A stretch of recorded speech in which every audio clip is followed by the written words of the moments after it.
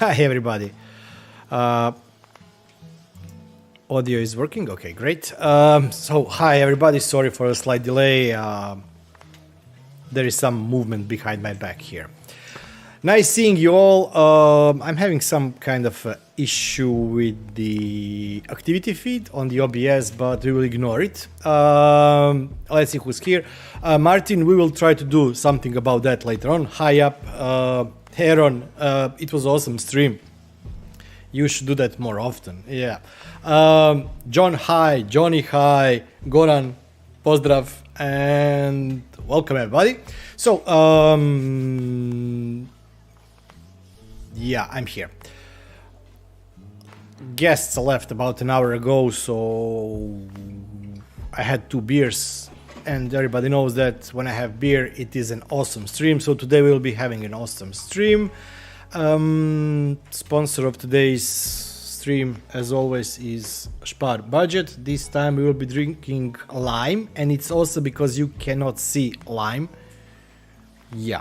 Let me put that in a mug. So, the idea for today is to talk about, if you have any questions about my setup, which is based on Tado, but also any other topics or questions you have. And hey, Kemi, nice seeing you. And I will also be mentioning, well, we can start with that one. I will be looking at the polls. So if you are a channel member, under the YouTube, in my channel on YouTube on community, there are 2 posts that are visible only to channel members. One is the proposed day for the members only stream, and the other one is proposed time for members only stream. Let me quickly check it here. I will not be opening because it will probably spam all over the screen. I think that Sunday 7 p.m. Central CET, Central European Time, is current winner. Bye. Just give me a second. Yes, 7 p.m. Central European Time, which is 20 p.m. UTC, and currently day is Sunday. So if you still haven't voted for that one, please do so. And I think on the first stream for members only, we will be looking at this one. So it's a Seed Studio ESP32C3. Glasses.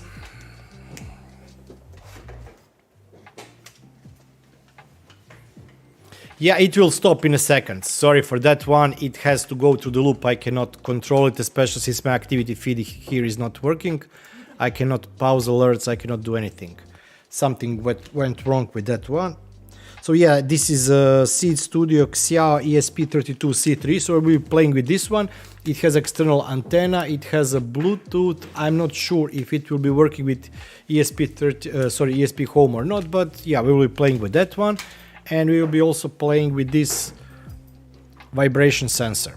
So that is the topic for the first members only stream, and as agreed with the members, those streams which are members only will be later on available for everybody to see. So the stream itself will be members only, but it will be available as a recording at a day or 2 later after that.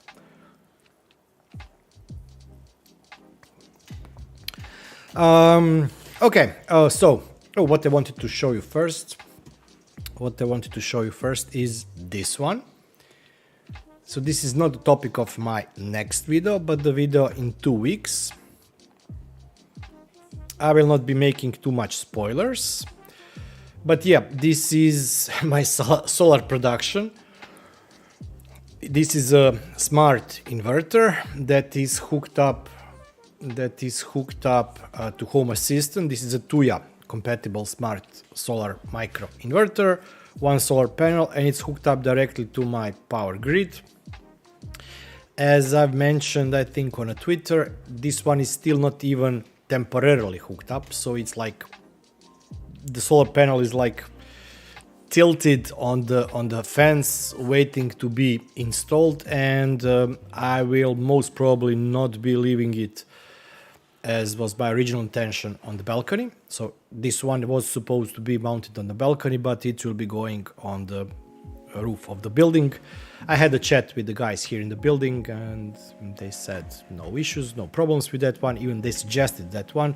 So yeah, a permanent location will be on the roof. We have a flat roof in the apartment building, sorry. So that's that. But yeah, in 2 weeks I'll be talking about, I cannot still give you any kind of statistical data because first of all we had fog, rain, fog, couple of days of sun, but yeah, the panel is not on direct sunlight, so yeah. That's it. Okay.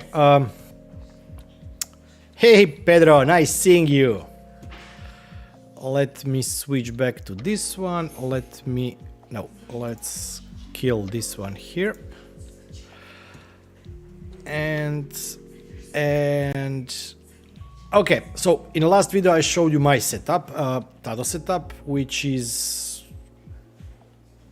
includes Violent combi boiler. It's gas boiler, heating up water for both radiators, but also for the hot water usage, so kitchen, bathroom, etc. It has Tado gateway, it has Tado smart thermostat, Tado radiator, smart radiator valves, and I have also now Tado smart AC controller, which is funny since they're selling it as an overall solution for controlling both heating and cooling. But on the other hand, smart AC doesn't need gateway. It's like a separate device that you can just install, configure to work via Wi-Fi, and that's it. Yeah, bar light. We have something like a bar between kitchen and dining room. And yeah, there is one light, it's called bar light, and that's the most used light in my apartment. And it was also used a lot today because I had a couple of beers and wines and things like that. So you all know that whoever was here on my previous streams when I had a gin tonic or beer, you know how this ends up. It will not be a good stream, it will be excellent stream. Okay, so as I showed you, these are the standard, I think. Yeah, I think these are the standard climate cards. Yeah, in my setup I usually use, how it's called, simple thermostat. Let's add this one here. I prefer those, although I will in next week. This one is Shelly, I think. Yeah, this one is a fake. It's not installed. I used it to control the Shelly TRV valves. So what I wanted to tell you is my system is not working. I do have HomeKit set up. I think that this system here doesn't have HomeKit integration since this is my recording setup, and you cannot have, I think, devices available in two integrations or two places at the same time. Let's check if we have HomeKit here. No, HomeKit is not here. So this is a pure Tado setup, and I'm not using anything extra for Tado control except two automations. First one is a warning automation, and I think that I also have that automation here. Let's check heating. Okay, yeah, there are a couple of them here. Tado living room too long heating. So what this automation does, it's like a fail-safe. Normally when I'm heating the room should be heated up in, I say, Aaron, thanks for joining. Congrats on the 10K once again. And if anybody is not following Aaron, you definitely should. And he had an awesome stream, and I'm really looking forward to seeing your videos on WLED strips. WLED software, not strips. I'm using WLED all over my apartment, and I really love the software. So what this automation does, it's a fail-safe. Every room, no matter how cold it is, should be heated up in 1 hour. If it isn't heated up in 1 hour, in this case 1 hour and 30 minutes, I get a notification on the Telegram. This is in the recording setup. In my real setup, I receive Home Assistant, persistent notification, Telegram notification, and I think that I have text-to-speech message on most of the speakers telling me that something is wrong. One of the potential problems could be A, the battery is flat, and I didn't see or notice the battery low information. B, what can happen is that somebody has tilted the window, so it's not fully open or something, it's just tilted. It is close to the maximum temperature, but it cannot reach it because the cold air is coming in. And I think those are the two things that can happen. So this is more or less like a fail-safe.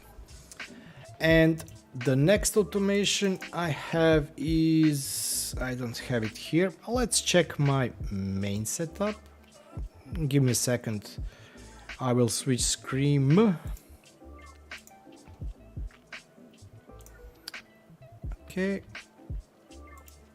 Okay, so this one here, it's Zeta. This one here, I also showcased this one in my previous videos about a month ago, I think. When Zeta leaves home zone, meaning that she has left the house,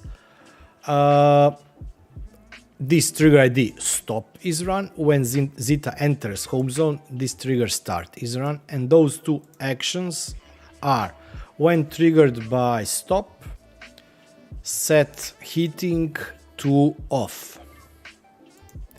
And vice versa for the when triggered by start, sets the Zeta room heating to auto. Not on, but auto. Auto means that, so okay, let me explain why this is here. Tado has perfect geolocation or geofencing automation that will, you set up the heating schedule. Let me show you that quickly. Just give me a second, please.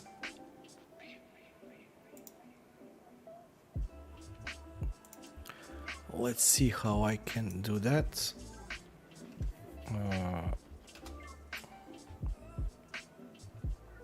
Okay, let's switch screen here. Okay, and let's drag this screen here. So, and it was awesome because at this point we already can see one automation run. You cannot see it still, but you will see it just now. This room has just changed to frost protection. So when you set up Tado, you set up a couple of things. One is the schedule for each of the rooms that you can later on copy to other rooms. Hey Herve, hi Alan. Let me show you how it looks. There is a schedule that says, and this schedule is run Monday through Friday, and then I have special or separate schedule for the Saturday and Sunday. You can have one schedule that runs all the time, or you can divide and run each day differently. So the schedule looks like this. Monday through Friday, kids usually have school. It starts heating at 6:30. And this schedule ends at 7:30. The temperature needs to be at this point 21.5 degrees. What I've also set here is,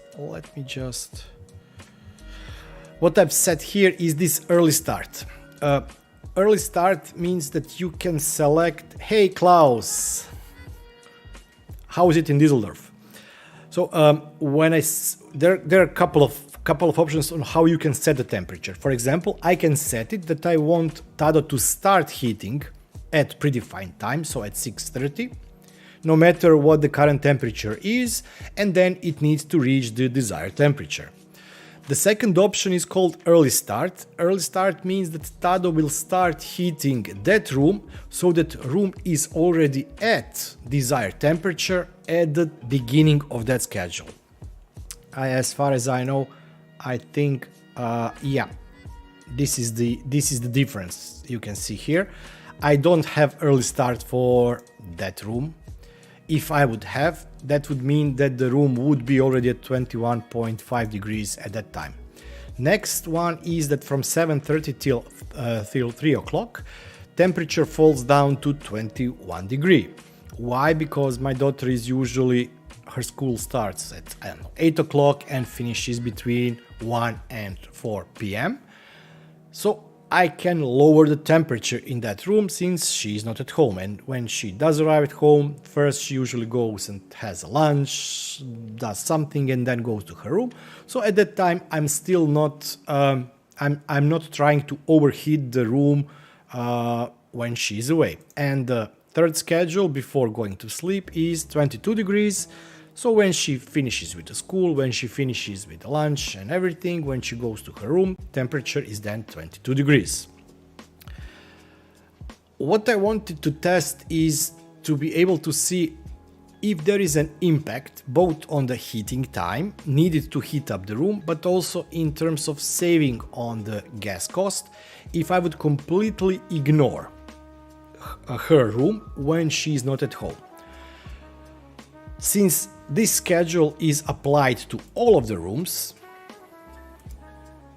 so we have 4 rooms, it means that if anybody is at home, the Tado would try to heat all the rooms in the apartment, even for the kids that are at the school.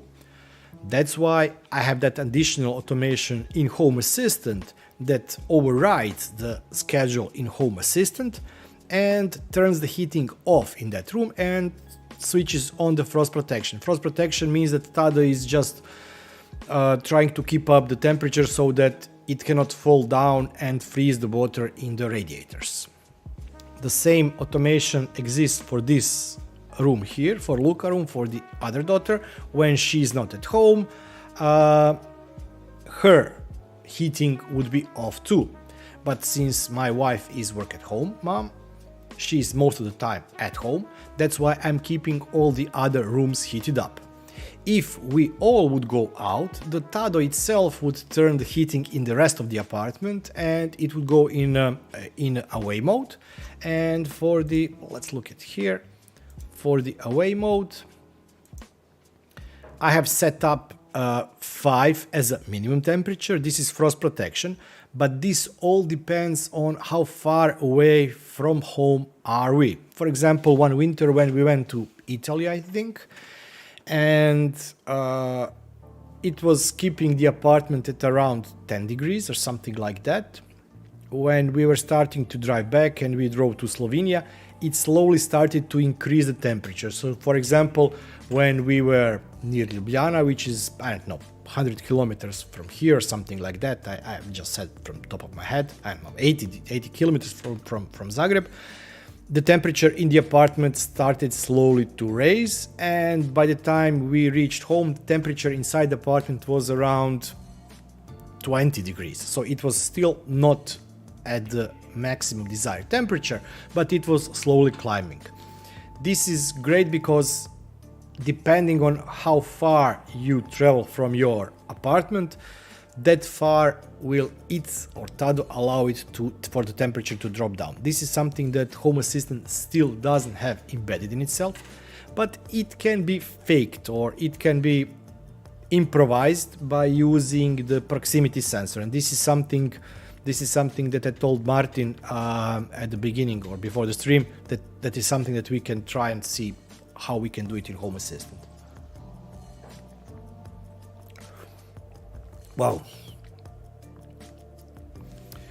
By the way, if anybody has any questions or something, just drop in. So, okay, let me change this here.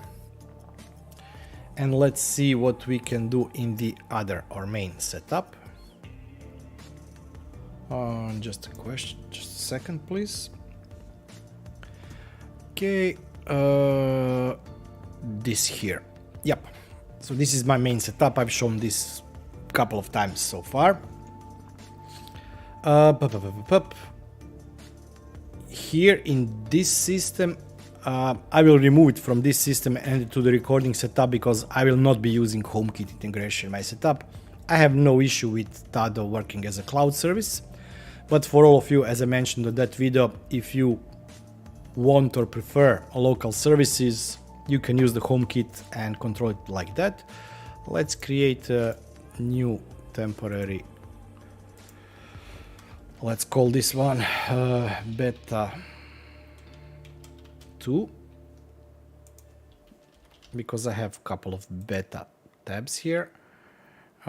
Save, and let's add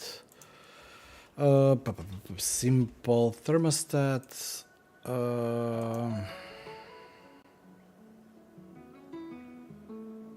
Let's add this one. So this one is the dining room.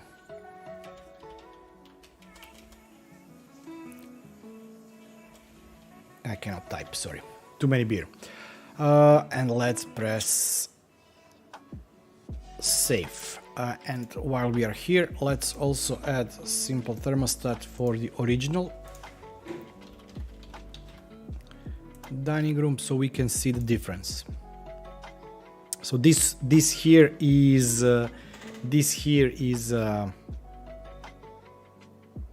Tado integration.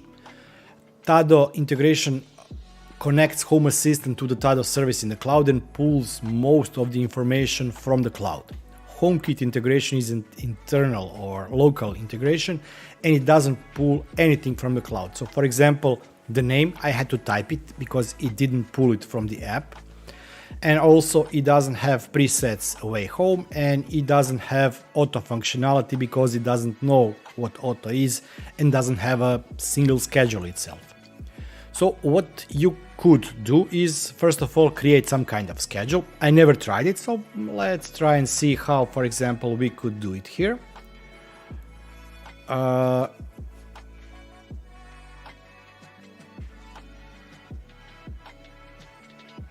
lot of movement here. So let's go to helpers. Let's create a helper. Let's create a schedule, and I want. Okay, first of all, just give me a second. Let me switch here. Open this up so it doesn't show something that it shouldn't show. I need to change the first day of the week. I changed its settings. Helpers. Create helper, schedule. Nah, much better. So let's say that we want hitting start workday. No. 7 till. Didn't it allow to? How can I? Back. Scheduled. 7 till 10.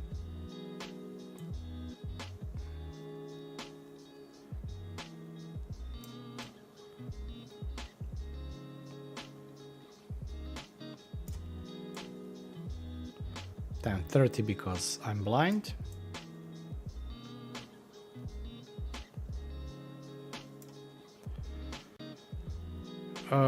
And for weekends, let's say we wanted to start at 8 and finish at 11.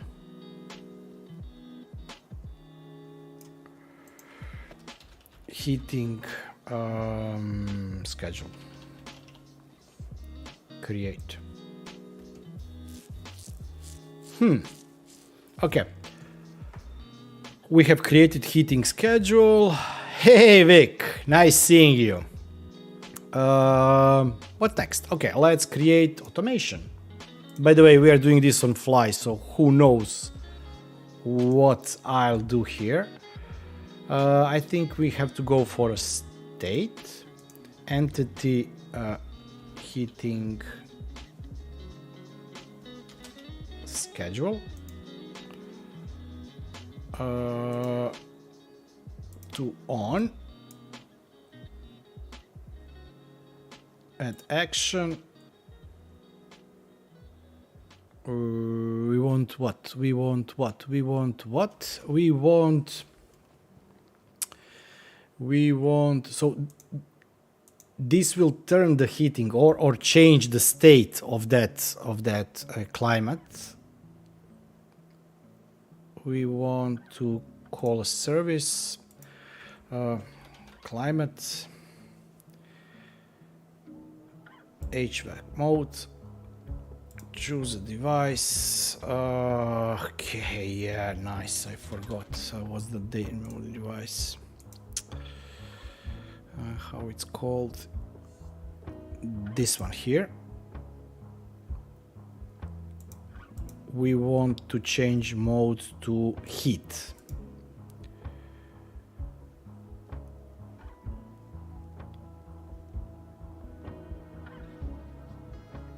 Is that correct? So what it would do now, it would, when it changes from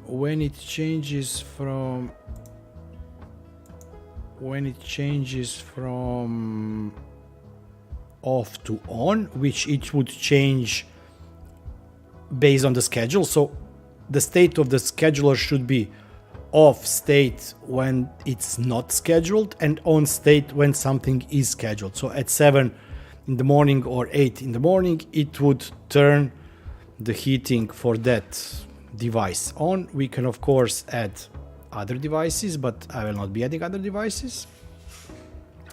Let's call this one, let's save this one.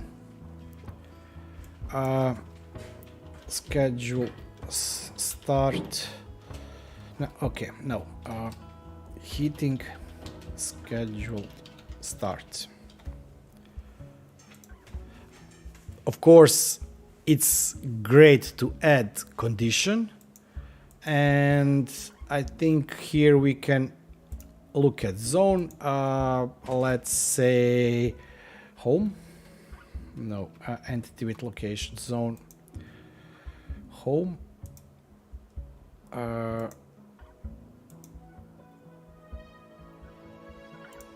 No. No. No, not this one. Delete. Delete. We need to look if there is somebody in the zone. So it's a numerical state of the zone dot home above 0. This means that at least one person has to be in the house when this is triggered in the morning for this to start. The problem with this automation would be that it would be triggered in the morning. So if there is nobody at 7 o'clock in the morning at home and somebody arrives at 8 o'clock or 9 or later during the day, it wouldn't change the state. So maybe the better option would be to do something based on the trigger is, for example, zone, not the schedule. Okay, so let's save this one here, and we would do vice versa for the end of schedule. Trigger, what we are triggering? We are triggering schedule. It's a state. Schedule, heating schedule from to off.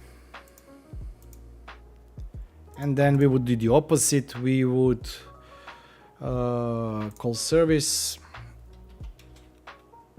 set for thermostat to be turned off. Once again, this is very simplified automation without any checks, etc. Now you have two automations. Yeah, you can add the IDs and add multiple. I didn't do that, so yeah, you can.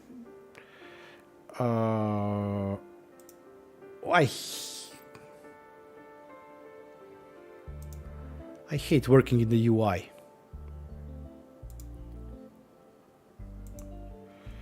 So this can be. Let's go back to that one. I'll leave. I don't use the.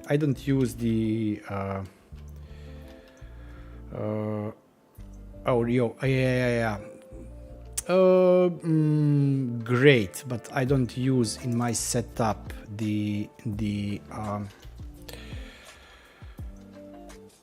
yeah, I don't have YAML file for the UI automations. I only have YAML automations. Doesn't matter. Let's switch the setup. Where is it? Okay, let's do it here. Settings, helpers, create helper.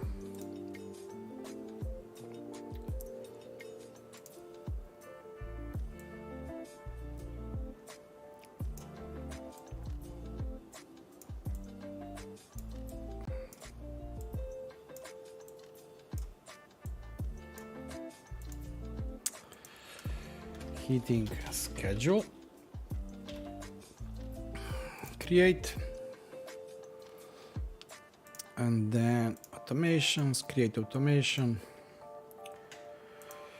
What we said, we want state of the heating schedule from to on. Let's add the ID start, then add trigger,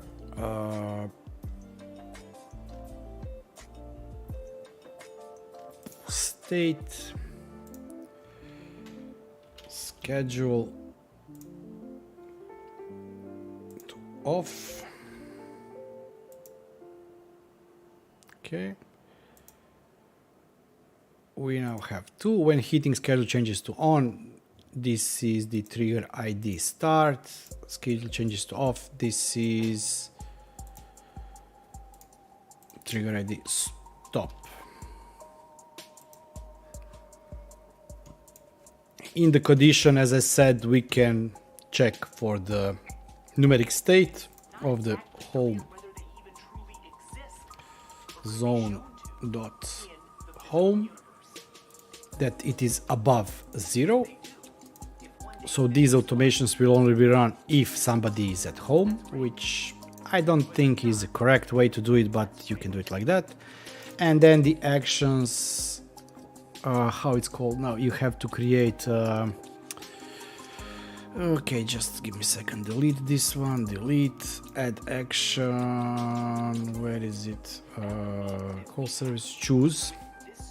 Option 1, add condition.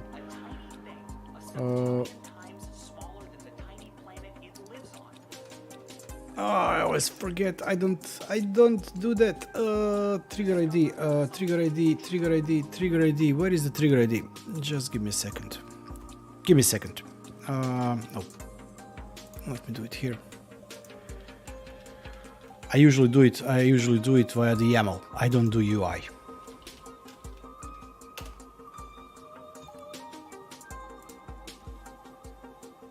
So how's everybody doing? How is your weekends? Did you have awesome week? Hope you managed to survive over the week. As close it gets to the new year, it's like mess, complete mess. What I want to check here. Just give me a second, please.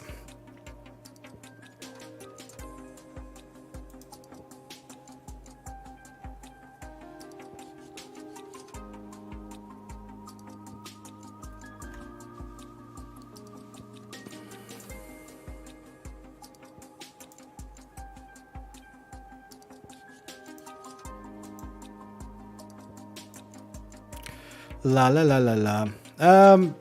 Alan, no, it wasn't Alan. It was Deadly. Sorry, Deadly was. I think yesterday I turned on for the second time only on the Discord server. I joined the voice channel and then also streamed something. I was playing a game and yeah, nobody was online, but I really wasn't talking that much. I was more or less just playing the game. I was playing Minecraft Stone Age 3. This is the new release or new version of the Minecraft. So by the way, if you see me there streaming, I probably am just streaming like playing the game or something like that. Like you know, just condition should be trigger. And why did it not disable delete? Choose action, condition should be... Where is the trigger? Ah, this is the trigger. I didn't see it. Action, call service. No, what we want to do, we want to call service. This is start. HVAC. Choose entity. I don't have here Tado, but doesn't matter. This is the same one. To heat. And then option number 2, add condition, trigger ID, add action, call service, HVAC, and we want to set it in off mode. Let's check what we did.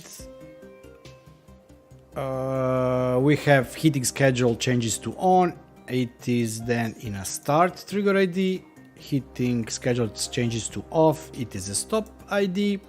We check if somebody is inside the zone or not, although I definitely wouldn't put this one here.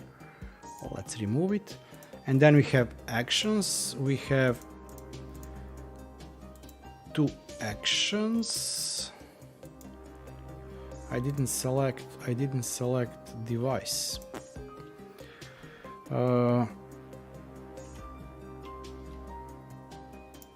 Okay, we have 2 actions. When the trigger ID starts, we turn the Shelly TRV in this case, or HomeKit, Tado, whatever, to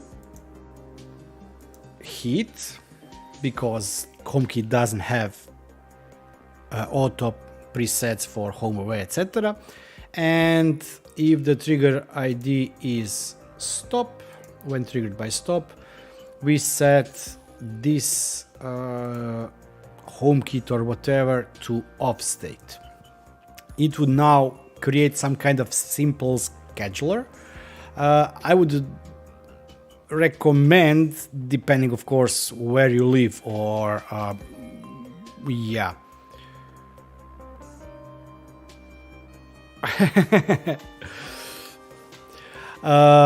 Sorry, let me catch up. Rob, Zima board with Proxmox. Oh, I have to set. I'm still considering my Synology, that is the recording setup, is up and running, but I didn't install anything. Right? Actually, I think on the stream here we did install. Did we install? I think we installed Home Assistant there, but I didn't set it up or anything. So I have to fix that one. But I still am not sure if I will be actually using it or not. Maybe I will move this to a summer house. There I have very old Synology and replace it and do the NVR functionality with there. Oh, nice. I never ever managed to catch you up live on stream. I did watch your recordings on the Twitch, Johnny, but what's your... Let me... You have a link somewhere. Just give me a second. I'll go to Twitch. Twitch, I said, not Twitter. Johnny B is currently offline. Let me post the link here.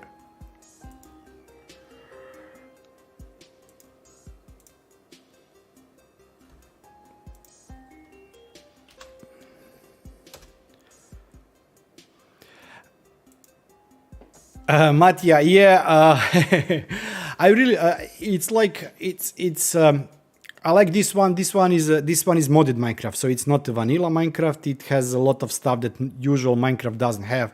So it has cogs and wheels, etc.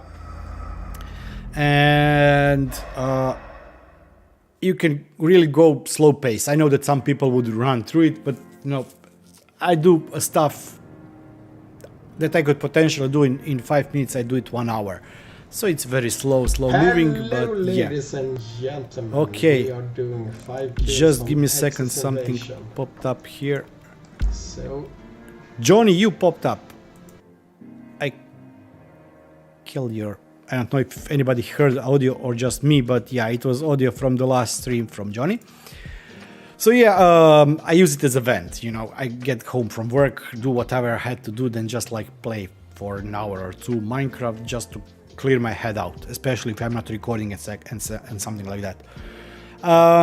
Vic, so my Proxmox, it's an Intel NUC, died a year or something ago, but I bought new vents, replaced a couple of parts there. It should be working. Yeah, it was you. And previously I had a recording setup set there, so my main setup is running on Synology, but I had it there. I had a couple of virtual machines that I used to play, and I could kill and create new ones, etc. So I like the setup, but I'm now using yellow as a recording setup. So this here, what you see, is running off the yellow, and I want to use that. But on the other hand, most of the stuff that I've been doing lately can be done also on the yellow. One thing that I cannot do, I cannot record anything in a Docker, etc. So that's why I'm not sure if I will be moving my full recording setup back to Synology, because I have a couple of plans for the videos for the Synology for the Dockers, and I want to do that. I'm not sure if I will be using Proxmox again, but I still have that machine, it's now working. Okay, so yeah, this is the simple way of turning the heating on and off if the schedule tells it to do so. Next thing that I would definitely recommend is to have something for the nights, especially if you are in areas where the nights are cold, because this one would completely turn off the Tado. If you're using HomeKit connection, local connection, it would ignore the schedule, set it in off state, and if it's minus 45 outside, you would probably freeze to death by the morning.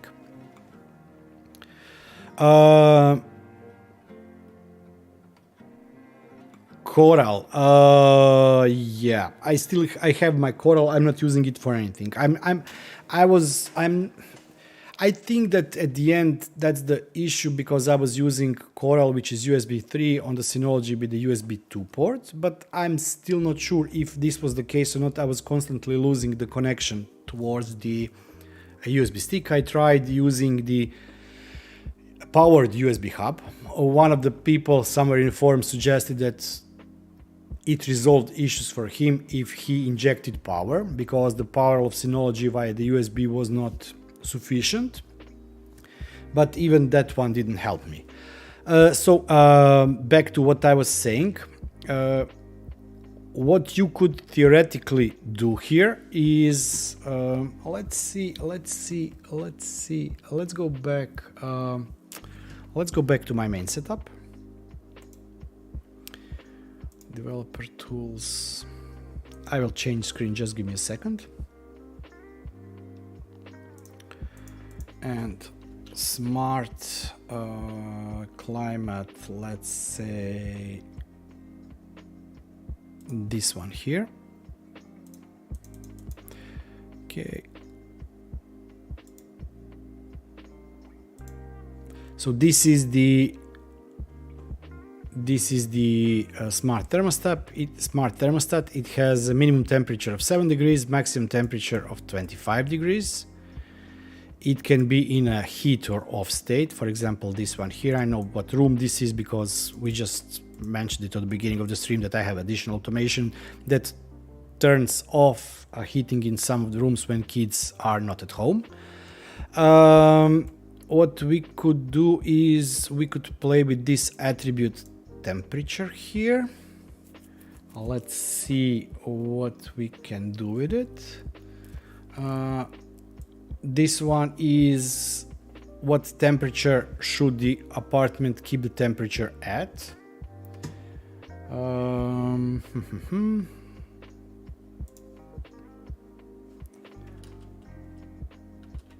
Okay, let's see if we can do something here.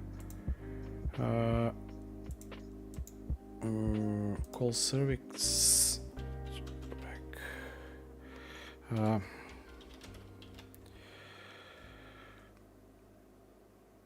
Set temperature. Okay, so there is a other option. Yeah, it may be better. Let's scrap the one that we created previously. Let's instead of using this here, we can add automation call service climate dot set temperature, and we set the new target temperature is 22, for example. This means that start, yeah, it will in the morning it will set temperature to 22. This one is actually much better. And then instead of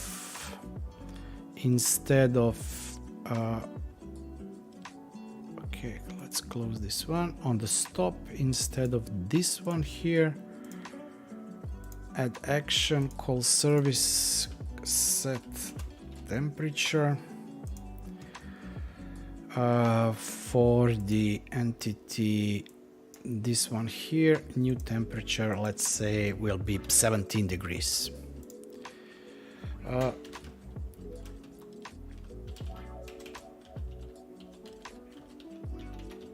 Yeah, this one I think is much better. So what it would do, according to the schedule, if it's set to start heating at whatever time we specified in the schedule, it would run with this trigger ID start, and this trigger ID start would then set the temperature to this temperature. And the second one is when it's triggered by stop, meaning that in the schedule, well, when we created the nighttime schedule, for example, it would then set the temperature of the thermostat to 17 degrees. It would lower it. Then actually what we could do is create separate automation.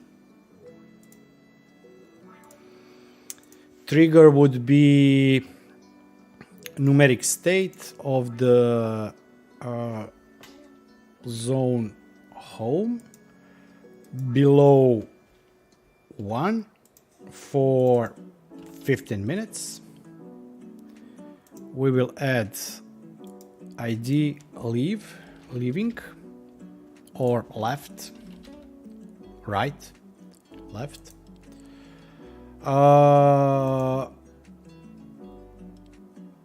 And then add additional trigger, once again numeric state of the zone.home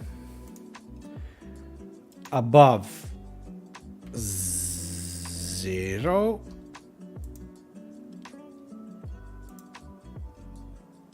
8 ID arrived. There is a reason why I didn't use leaving, because leaving can be used later on for the proximity, and we can play with that too. Okay.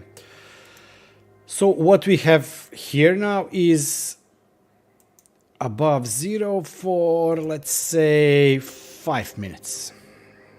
Okay. If everybody has left zone, meaning that home zone is below 1 and below 1 is 0, of course, for 15 minutes. Why? For example, if you don't have a very good setup in terms of the location services, you know, it can sometimes pop in and out of the zone. So instead of us turning the heating every couple of minutes because of this issue. We are waiting for this state to be for 15 minutes. And then on the other hand, when we are back, meaning the value is above 0 for 5 minutes, so 5 minutes after we enter the zone, we can create two services. No. We once again need to add choose, add condition trigger by left. In the left, we will turn the heating completely off. So even if the schedule tells us that we should heat, when we leave the home, it would turn that off. This is call to service, call a service HVAC mode, choose entity, this one here, and it will be in off state. We have left the zone, meaning that we are turning the heating off. I miss state here, set mode for Shelly, but it doesn't set to what. When triggered by left, yeah. Add an option, this is option 2, add a condition, trigger by arrived. When we are back in the zone, we will call a service, set the thermostat to heat, and that's it. We have now created something that is faking the scheduler inside Home Assistant, something like Tado, for example, has, but it's very simple because we are just tracking if the state is on and off for a specific period by using the scheduler inside Home Assistant. Based on that, we are changing the temperature. Of course, for that we can also use the input field. So for example, you can have some kind of a configuration panel. In my main setup, I have the last tab in my setup is the configuration panel, where times for the alarms, first and the last day of the school year for the kids, is the school online or not, etc. So this is my configuration page in the Home Assistant. You can, for example, create something similar and say that if at home I want temperature to be 21, if out I want temperature to be 18. Just a second.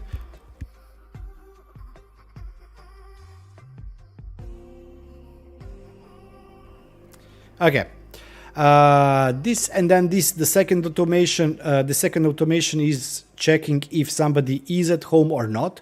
So no matter if you have schedule for the day temperature and night temperature, if you're out, it would completely turn off the heating. I know that it's not good if you, for example, work very far away from your home. We don't have here geofencing, and based on that, temperature could in 10-12 hours fall much lower than you would want it to fall.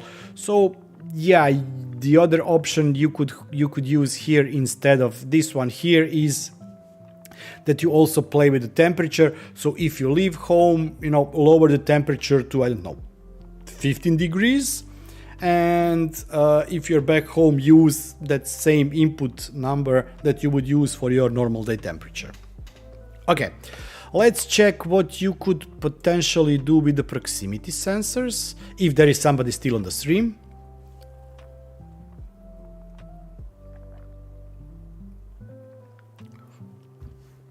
Everybody left. It's normal.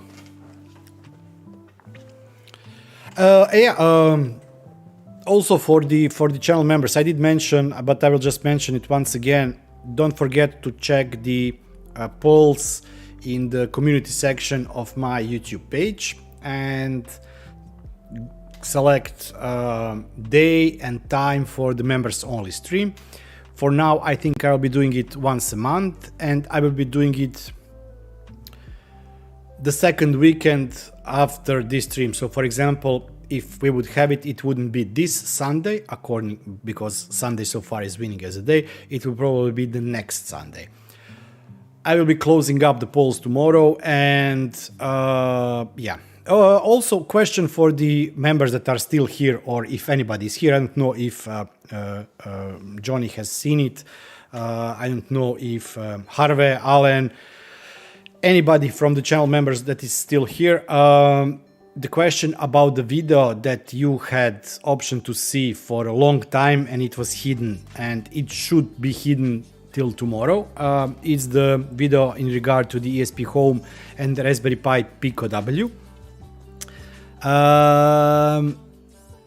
Since some of the things have changed in 2 weeks, I'm not sure if, what's your opinion, should I release the video or not?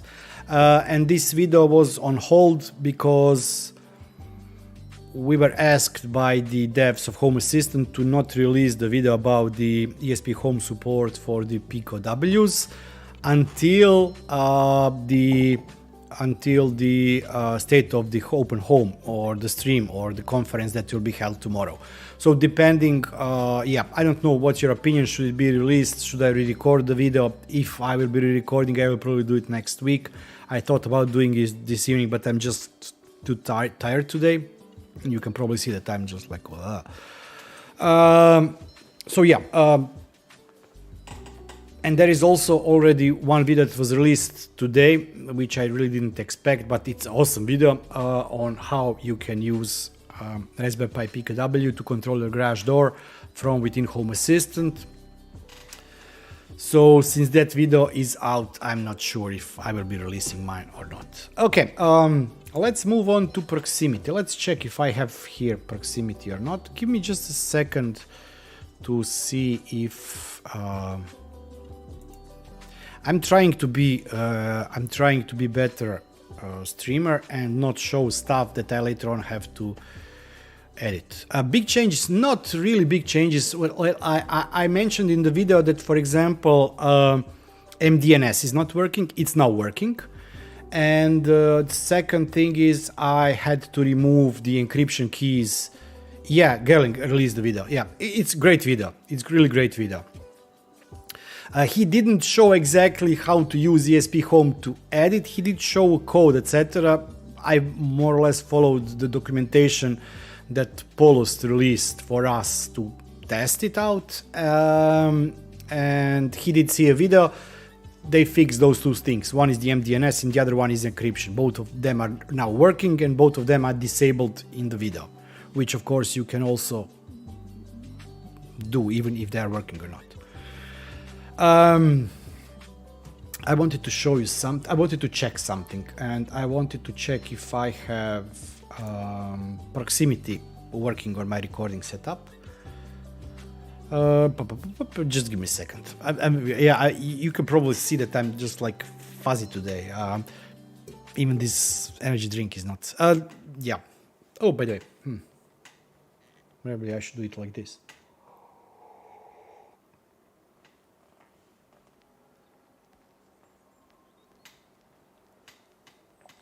It's a great video. It's a great video. And you see why he has so many subscribers and I do not. Let me just quickly see if I need to kill something here.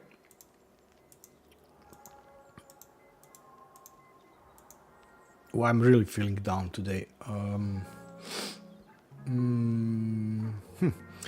Proximity. I said proximity. Yes, I have proximity.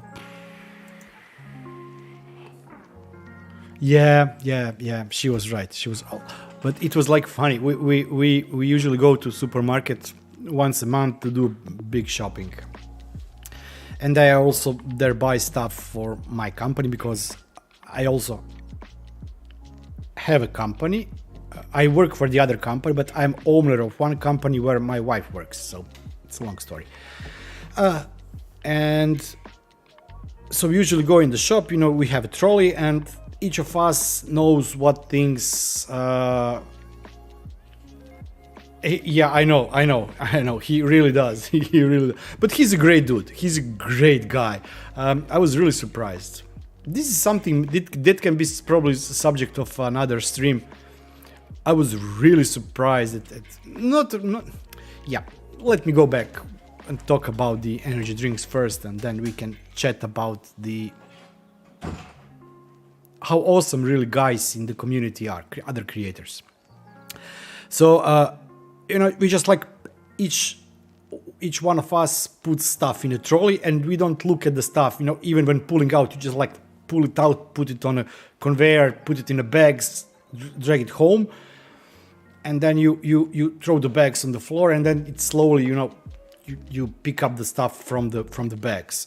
And at one point my wife said, "Did you really buy everything?" And I said, "Yeah, I bought 10 flavors of the energy drinks just to be on the safe side." We have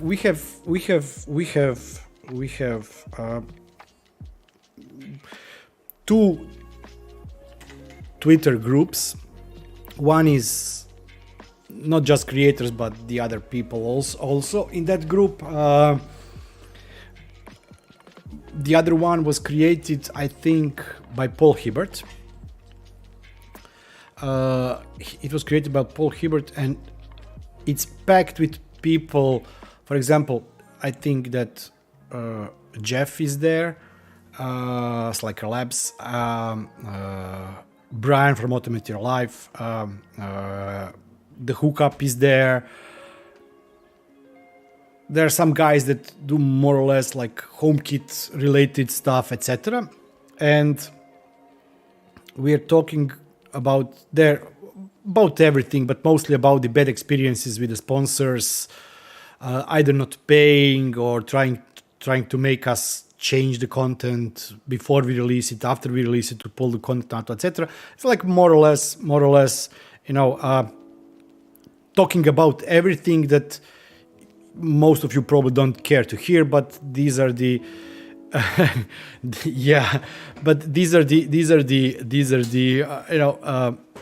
issues some of us have, or at least I didn't have, but a lot of them had, with bad sponsors not paying, etc. And I really am waiting for I don't have bad comments. I only had like 1 or 2 comments that were really terrible that I banned people from the channel, because I think that was not the purpose of the channel, and this is not a thing that I'm interested in reading comments about. But Paul recorded for us so we can use a video that you leave in the description of our videos when we get bad comments.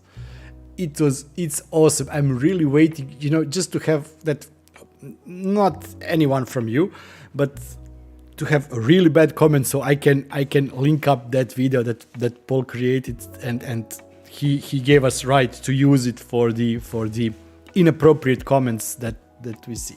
He's a great guy. He's really, even if you don't like his style of videos, and I don't know that a lot of people don't like his style because they think that he's exaggerating and that he's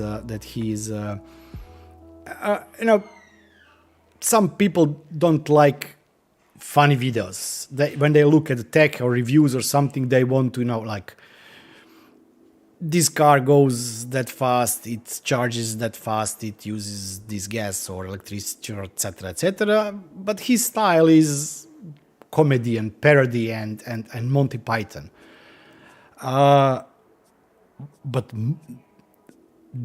every single guy that you probably at least at one point have seen, they're really open, they're really friendly. They don't see each other or us as competitors, and it's really, really, really awesome. So I just wanted to say that for you. I know that it doesn't maybe mean that much for you, but I really like it because it adds that something on the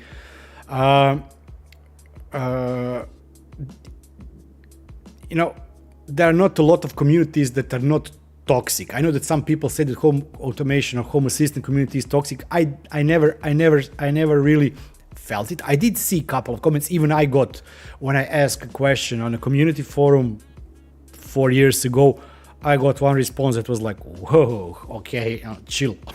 But it's a rare minority, and people are not like trolls on the Twitter.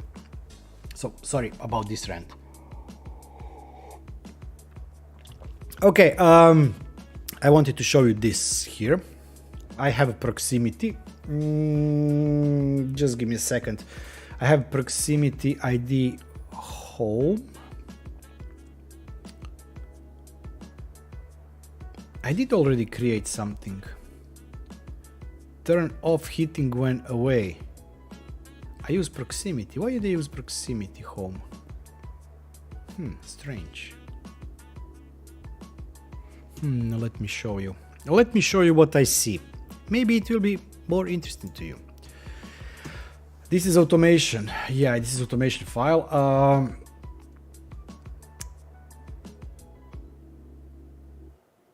Yeah. You're right about that one.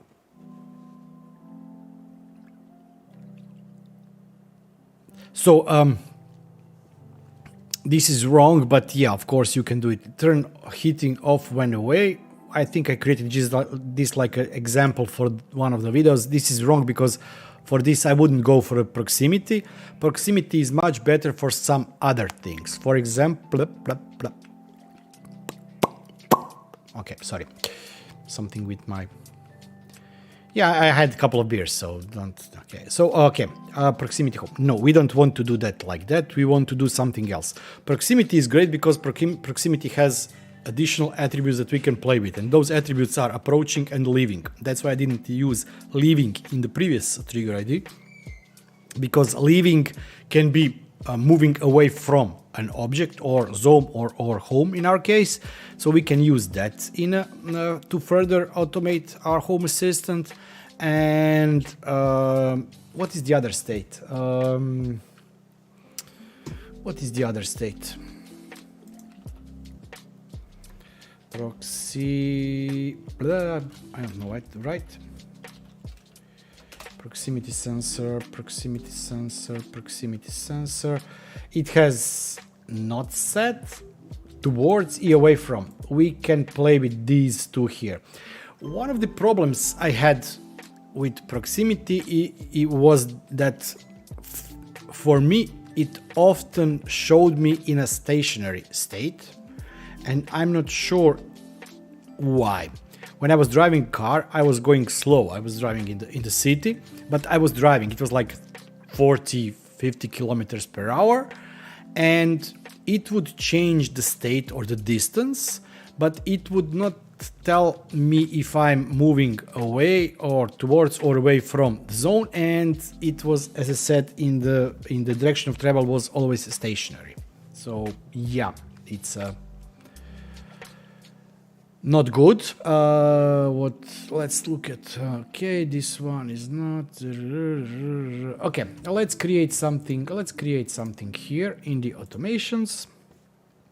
Let's create new automation, start with empty automation. We will be using,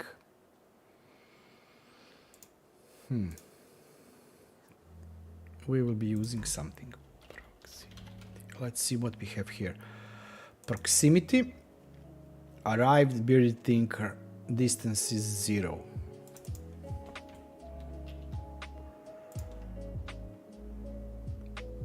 I don't have any data for any. Let's use proximity zone home. Okay, let's play with this one. Direction of travel and the state. So it's an attribute.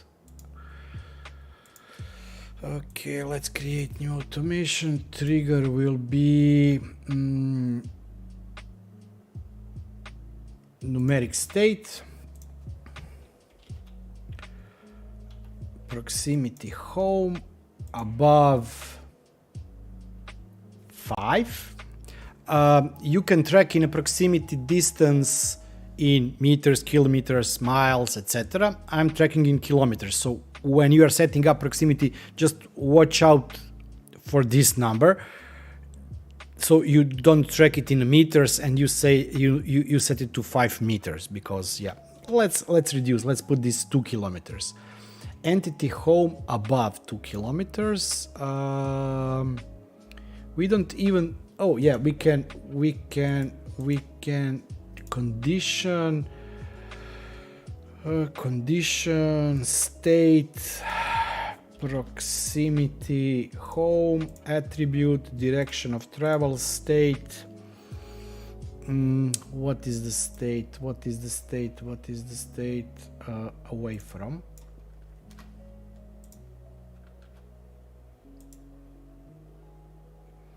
Okay, above 2, away from, and then action.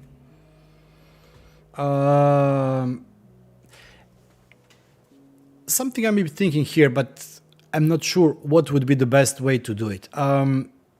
Does anybody know on what would be the easiest way to create automation that would, for example, start with this? When you're at home, the temperature is at 22. When you start moving away, for each mile or kilometer you are away from home, it would reduce the temperature for 1 degree.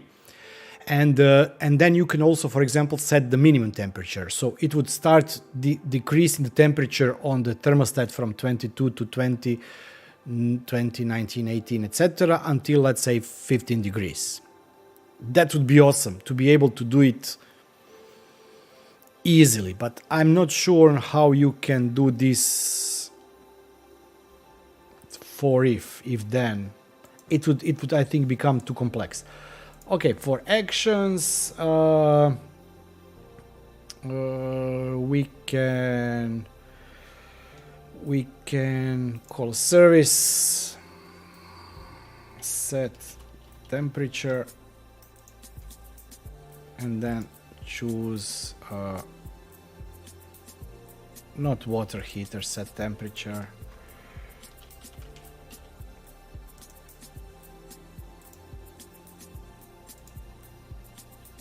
Set temperature to, 19. Yeah, for that one you would definitely need Johnny Node-RED. Definitely. But that is the functionality that, for example, Tado has embedded, but for that to use, you need to have cloud service. If you are using HomeKit and want to avoid it, I think that, yeah, there is no way to do it easily in Home Assistant in such a way.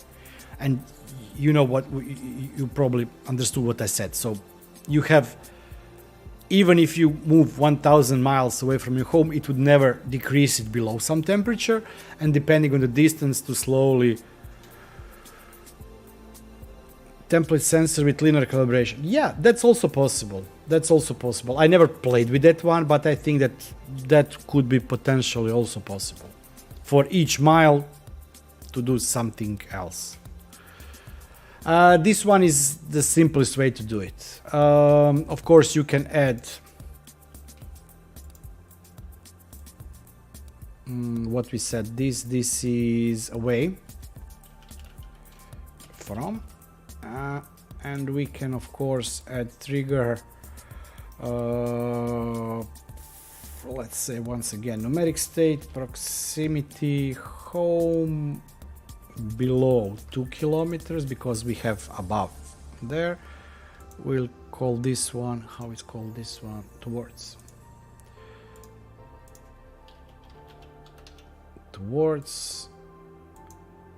this one, and then create. Yeah, we created condition here, so we cannot use this one. We would need to put the condition in the actions.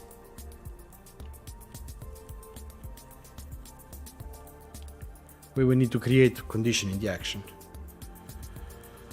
Yeah. So it is, my point is, you can kinda create similar thing that Tado has out of box, but you know, you pay for a service there, and they do the hard work of coding. Here in the if you are using HomeKit integration, it's much harder to use that one. And by the way, for this one, I would definitely not, if I would do it myself, I wouldn't do it like this. I would create separate for the towards and away from, and then I could potentially do something like create additional triggers away from 2 kilometers, 5 kilometers, 20 kilometers, and it would be like the simplest alternative to smarter system or Node-RED. Yeah, I don't know. Is that a good idea or not? Wow.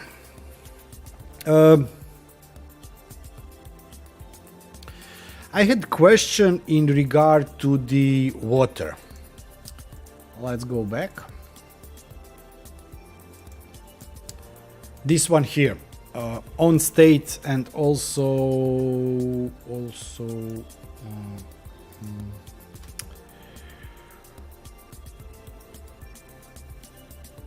that is true. That is true. And for example, if I would want to do something like that, in theory, I could have half of the system running Tado, and then use Shelly or Moz or Akara or whatever, either Wi-Fi or Zigbee or Z-Wave smart valve, and add that there. What I could potentially do here, maybe, I never tried, what I could potentially do here is just mimic the state of the Tado valves with this one here. Meaning that if Tado says that I'm away, and by the way, Tado also is great for presence monitoring because of the geolocation services. It provides state for Tado in Home Assistant where you can see if there is somebody at home present or not. So I'm also using that as additional verification for my presence-based services. So I have mobile app, I have Google Maps, and I also have Tado as additional entity that provides state of me. Because when I go out, I usually go out with my mobile phone. If everything else fails, then Tado can provide data if I'm not at home or not. It doesn't give you distance, it doesn't give you any kind of location, but you have state, home or away, and that's it. I wanted to say something clever. I wanted to show you something. Oh yeah, water. Settings, integrations. I just rebooted my system with the newer version of PowerCalc and this showed up. I need to completely remove from my main setup PowerCalc and start from scratch because something definitely went wrong there and I'm not sure what happened. 16 devices, hot water. Okay. If you look at the this state here, how it's called, I can't remember how this functionality is called on the combi boilers. I think it's a fast start or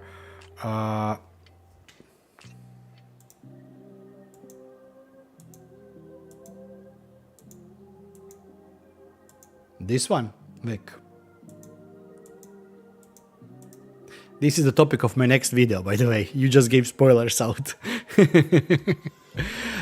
Because I think that it would be awesome to be able to have something out of box in Home Assistant. And if I didn't ask still developers, but I will definitely try to ask them, and there is an initiative.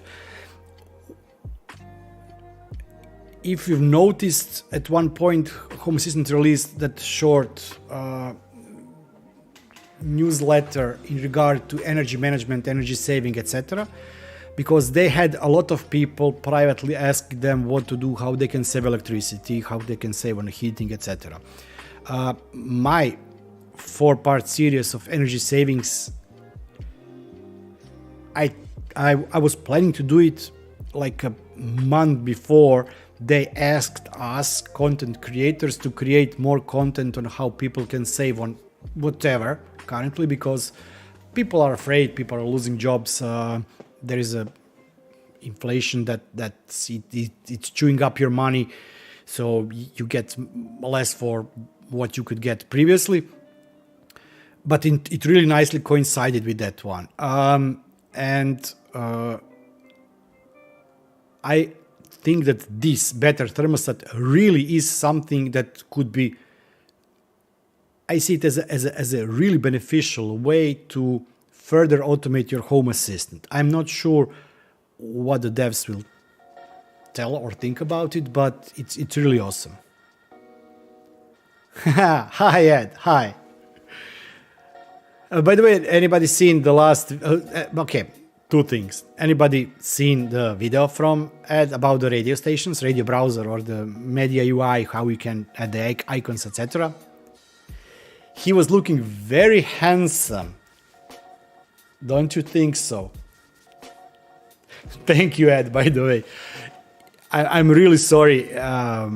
You know, he ordered the hoodie a couple of weeks back, and they shipped it from the US and not the EU warehouse, meaning that he had to pay customs and everything on the hoodie.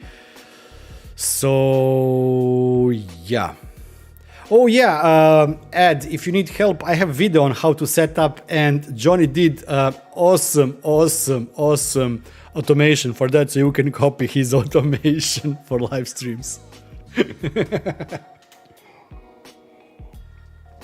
And good luck with the issue you are currently having. And I'm not thinking about the PC one, I'm thinking about the live with the 4 likes. Yeah.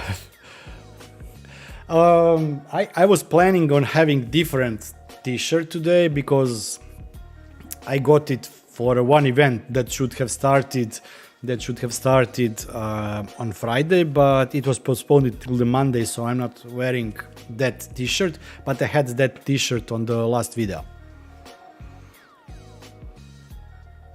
Yeah, Vic, lack of the ceiling. And I don't know if anybody noticed, I've changed my setup, so now you can read what I have on my t-shirts, because I usually have something on my t-shirt, and previously it was like I was filmed up to here or something like that. So because of all the texts, both on my and some other ones and the future ones, and I know that Aaron has released his own shirt, so I probably get 1 or 2 from him, etc. So I really wanted for you to be able to see the messages I have there. My wife asked me to. She said there is no way that I'm wearing anything saying that home is smarter than me. So I will be creating one additional instead of when there is a power. It will be like my home is smarter than me, but my wife is smarter than smart home, or something like that. Yeah, I will have to create that one for her. Are you doing all that by yourself, or is that, or you got somebody to help you work on that? And the question is, who will be putting the ceiling back? That's the question I'm really having.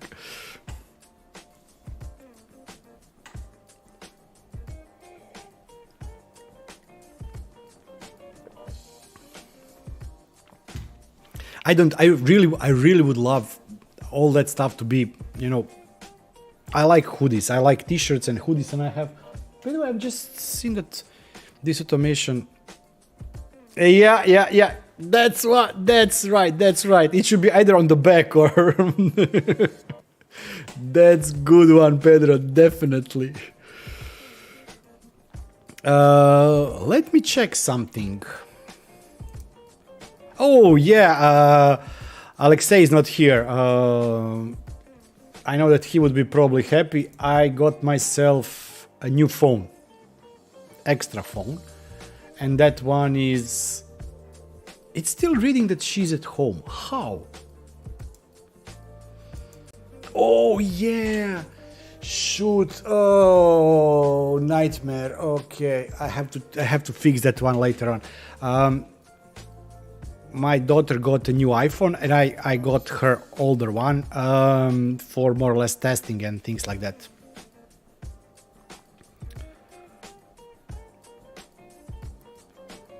Oh, nice. Yeah. I imagine that you don't spend enough time maintaining that fluid. No. I must admit, I'm getting old. and I'm having less and less patience by the minute for some tasks. For example, we had a chat, I don't know, somewhere, I think it was also on Twitter, and Blackadder said something, root your whatever. And I said, I don't want to. And then he said something like, okay, then use iPhone. I really don't want to do tasks that I liked to do previously. You know, there is point where I don't want to tinker with something, I just want something to work. And one of the parts that is holding the belt idler cracked on the printer. I printed it. Yeah. I printed that part I think a month ago, and I still have it printed on the plate. I didn't replace it. And the reason for that one is the Enraged Rabbit carrot feeder, or the project for multiple MMU, multiple materials for the printer. I'm now on the last step. I would need to calibrate everything, and I'm just simply given up on that project. And you know, if you spend some kind of money, but also effort and time, you know, you just like quit. I don't care about that. I'm not, you know, I simply don't want to touch that project. But if I want to print, I have to remove everything, and that's the reminder that I failed at that specific project. I didn't fail. It's working. But now comes the biggest issue is that, for example, I don't have enough room or space for printer and 6 filament boxes. There is no way I can ever have enough space where the printer is located for more than 2 boxes. And for 2 materials, in theory, I could have done that by changing the material by hand. I don't mean that by hand, but yeah. So I really don't want to do projects like that. Second, the issues I had with the solar project, you wouldn't. My plan for the solar power for my apartment was to have it ready in September, mid-September, something like that. And it's now almost mid of November. And it's still not finished. So it still is far away from where I would call it, you know, finished project. I can now live with it. And I have a lot of things lately that simply don't go how I intended them to go. So, you know, it's like, yeah, cheers. Bruno, yeah, we are the best age. we are like how it's called, chivas. You know, you have new chivas, then you have 5-year-old, 15-year-old, 25-year-old, and 50-year-old chivas. That one is good, but you don't want to drink that one. It can be toxic. Just kidding. So back to whatever we were talking previously.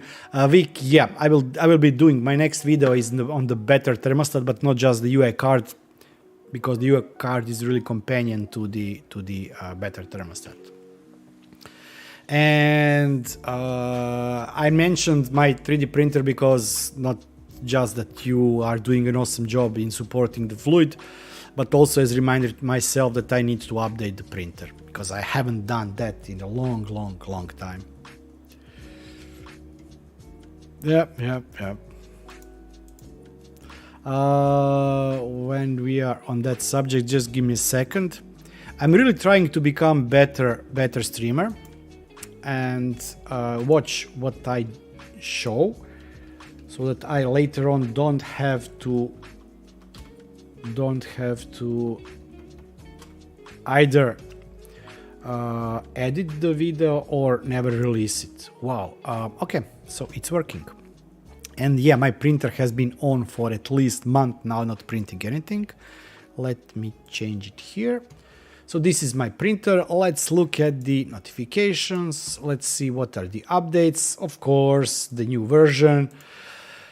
Should I be worried about updating Fluid from 20.1 to 21.1? Let's see. Pedro is really doing awesome job on supporting or maintaining a lot of things. Add an existing probe to end stop card, add missing translation key, add new metadata, G-code preview auto zoom, Hungary, Japan, iframe camera view aspect ratio, larger thumbnail previews, single white channel LED control. Okay, this is fun. I don't know why I implemented LED stripping with colors. Okay, the bug faces, so I could potentially just press update. Thanks. I will not be pressing update all. I never, you know, no, I'm not. I have to. I did a couple of updates. First of all, once I pressed update the OS packages, and I had to reinstall everything. And a couple of times I updated Clipper without reading the release notes, and there were a lot of changes there. So I'm not updating that one. Let's see what's else. Clipper. Yeah, I will not be using that one. This one is up to date, but this one I have to probably update by hand. Moonraker. Let's see. Fix sudo, always deny file manager, fix permission reporting, disallow drilling down protected folders. There are some changes in, as far as I remember, there are some changes in the Moonraker, how and where the files are and how they are read, etc. But yeah, let's press update. Nice. Looks like it's up. Clipper. Too late. No, too late. I know that there were some issues with it, but it booted okay. I've read that one. I already had the update there in regard to the folders, etc. So I've already. Okay. I was like, I don't do backups of my configuration files, and I had failed something, and I had to reinstall everything. And I really do not want to reinstall everything. There should be some kind of a plugin or something that allows you to back up your configuration files. I think that today Voron Crew has a live event. They are somewhere, they're streaming on a live event or something. These files really should be somehow backed up. Not the old ones, but you know, the main ones. Okay, so it's working. The LEDs are on. They are always on.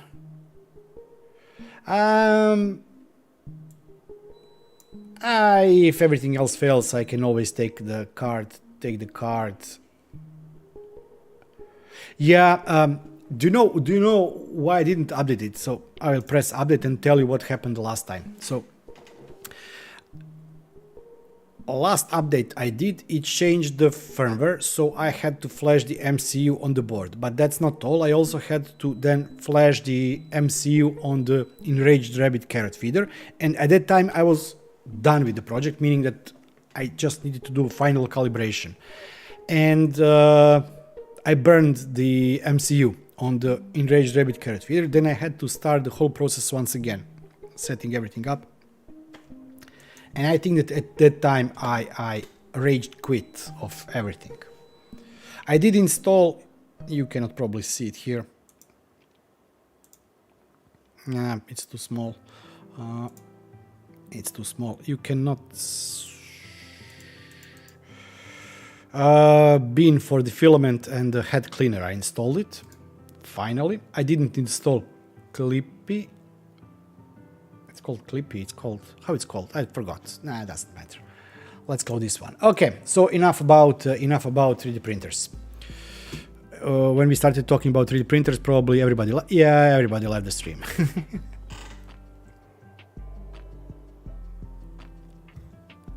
Let's reduce 250. So I didn't print anything. I just these are the Z tensioners that I had reprinted. These are this one here that I've been sitting on the build plate for. Wow. Oh no, October. I was looking like modified. Okay. I was really scared that I didn't. I left them since the September 11. Okay. October 23rd. But that's strange. Why would I have these modified then and then last printed then? So I probably noticed in September that they are cracking, and month and a half later I printed the parts, and for 20 days they have been now sitting here and the printer has been on idle. Okay, there was a question, Bruno, sorry. Is there any way to monitor power consumption from an analog electric meter inside the closed cabinet? Okay, for that, if we are talking about our HEP meters, actually you could do it, you could try. This is also one of the videos I never recorded. It's halfway day. I printed all the parts, I have everything, but I just, maybe we can do that also on the maybe we can also try to do that on the members stream when there will be, this video will be later released. How it's called,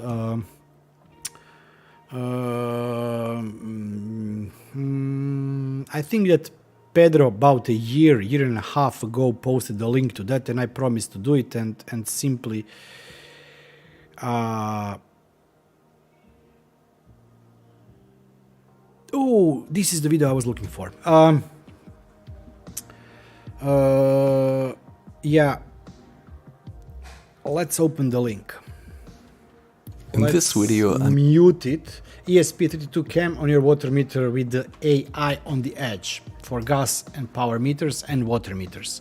And this was posted by, it's not a year, it was December 7th, 2021. So it's not even a year since Pedro made that suggestion. I have hooked it up to my gas meter. The problem is that I really wouldn't consider this to be production ready project. It can work, but it, besides this, also requires printing or creating some kind of mount for it. It requires a soldering, which can be okay for some but not for the others, and precision that I got from it was not that great. You know, there are too many variables in this project to use it. I use Shelly EM. I bought the Shelly EM out of Shelly, but I know that Shelly.hr, it's a Croatian shop. It's a shop in Croatia near me that's selling Shelly devices in Croatia. They have Shelly EM, and it works great. And when I say great, if I compare the energy readings from the Shelly EM that I have with my electricity meters, these are the same. I've seen that some are using the Hall effect sensors, but I haven't tested Hall effect sensors on the electricity meters. And also you have to be careful, because if you get somebody, if somebody goes and tries to read your meter and sees any similar device here, they don't even want to talk with you what kind of device that is. They will just like try to slap you with the fine of trying to manipulate the numbers. So that's why, especially here in Croatia, and I will touch that topic also in the solar project, I will not be trying to do anything with the electricity meter. For the gas meter, I played with this. I have unfortunately new old type of the gas meter that has extra protection for the magnets, and because it has extra protection for the magnets, reed sensors don't work on them. So what I could do, Bruno, is test if the read sensor is working or not, and then drop you a message somewhere. Yeah.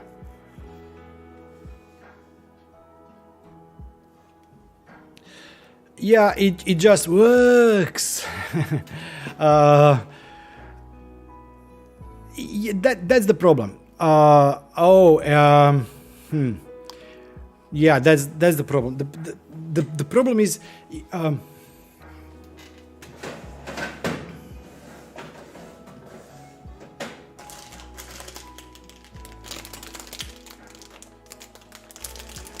I will not be using now foul language, because if I were to use foul language, I wouldn't like myself, and also YouTube wouldn't like my comments. But for example, I have custom printed case for slim laser, and it's a P1 connection type device that you hook up to the energy meters, and it reads the values from the meter, and then you can, you know, send it anywhere. This one is working with Home Assistant, but you can use it to send data to MQTT servers, etc.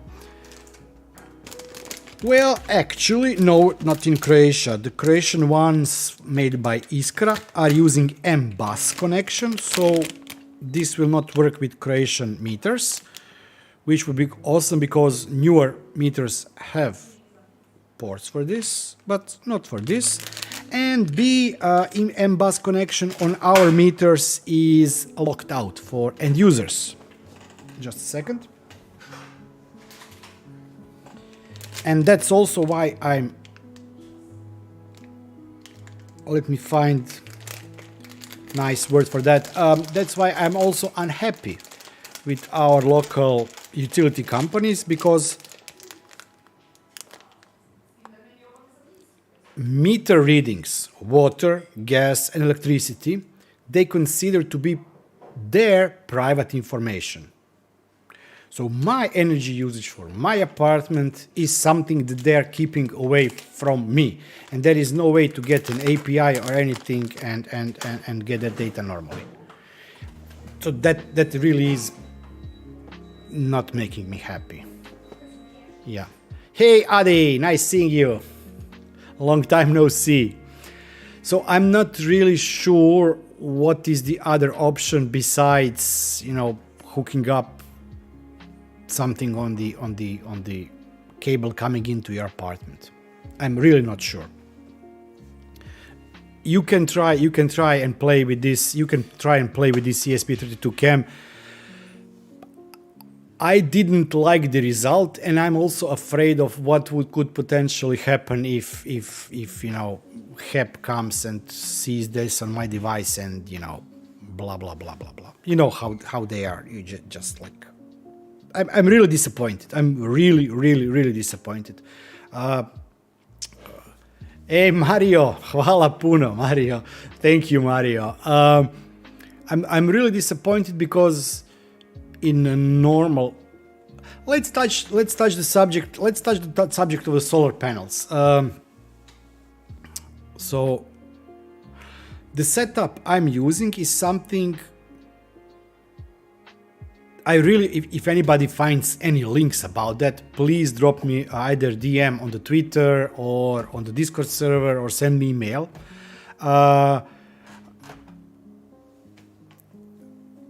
There is, as far as I've managed to gather information, but it's like I'm trying to sell drugs, you know. It's like nobody wants to talk about it. There is no publicly visible repository of the documents that a person can go and read everything it needs to know about the solar.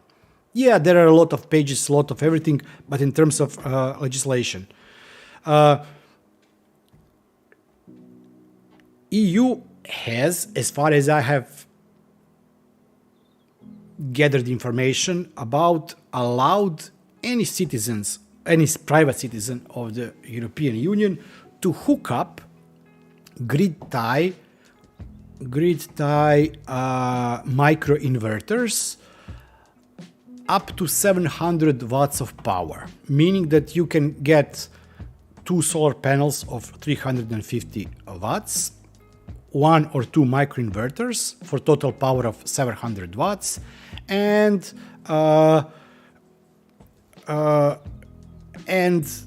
you can then reduce your electricity bill. So how the microinverters, I will talk about that more in the video work. You cannot export electricity. There is also catch there. You cannot export electricity, you will not be paid for any extra electricity, but what it does, it first uses electricity produced by your solar panels, and if any extra power is needed, then this power is consumed from the grid. So the system is really great for if you are if you want to lower your electricity bill. You don't want to have hassle with the local regulators, because you just get 1 or 2 solar panels, put them on your roof or the balcony, and this setup is for balconies, for the apartments, meaning that finally people that do not have houses with a lot of space for the batteries, for the inverters, for everything, can set it up. It is also regulated in such a way that you don't have to have any extra papers. You don't have to go to utility company and say, listen guys, I will now hook up my solar panels to the grid. All those microinverters, in order for them to be certified, have to have that safety feature. So when there is no power, meaning that the grid is down or they're working something, the solar panels don't produce any power. So there is no, how it's called, backflow. This is something, as far as I have learned, across the EU. All the countries in EU have this legislation. Local legislation, of course, has priority. So if, for example, something is allowed on the EU level, you could potentially have local legislation that would say, okay, fine with this, but we are limiting something. Germans have limited this from 700 watts to 600 watts. So EU is 700 watts, Germany is 600 watts. It's not that big difference. Once again, you can get 2 panels for 300 watts, hook it up, and my apartment currently, as we are speaking, just give me a second. As we are speaking now, my apartment is using 640 watts of power because there are a lot of lights now. This PC is now pumping or using up a lot of electricity because of the video decoding, etc. But normally, in the summer, it's around 200 to 300 watts at each point of time, and in the winter, during the evening, it's between 450 and 700 watts. This is without the dishwasher, without the washing machine, without the oven or some other stuff, but this is like constant power use. If you would have, for example, 600 watts of power produced in the solar panels right now, I would actually be paying just that top off, that extra. Just give me a second to switch the screen.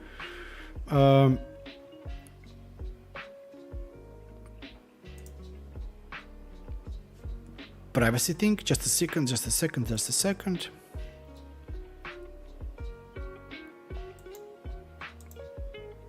Okay, so this is my current usage. So if I would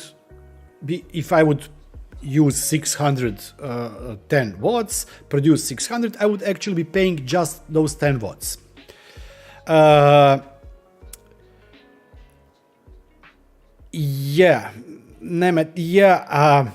That's the issue. I wasn't able to even find if it's forbidden or not. And that's the worst, because it means that if they want to forbid me, they can forbid me. For somebody else, they can allow it.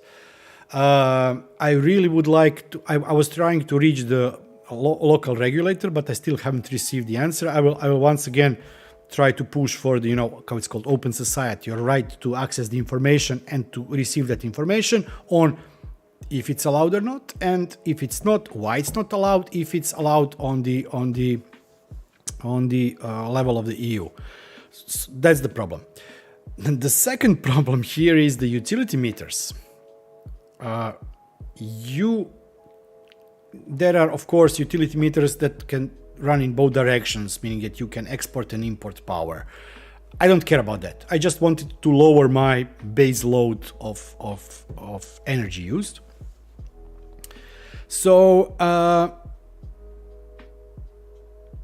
what can happen is, for example, you are producing 600 watts of power and your home is currently using 200 watts of power.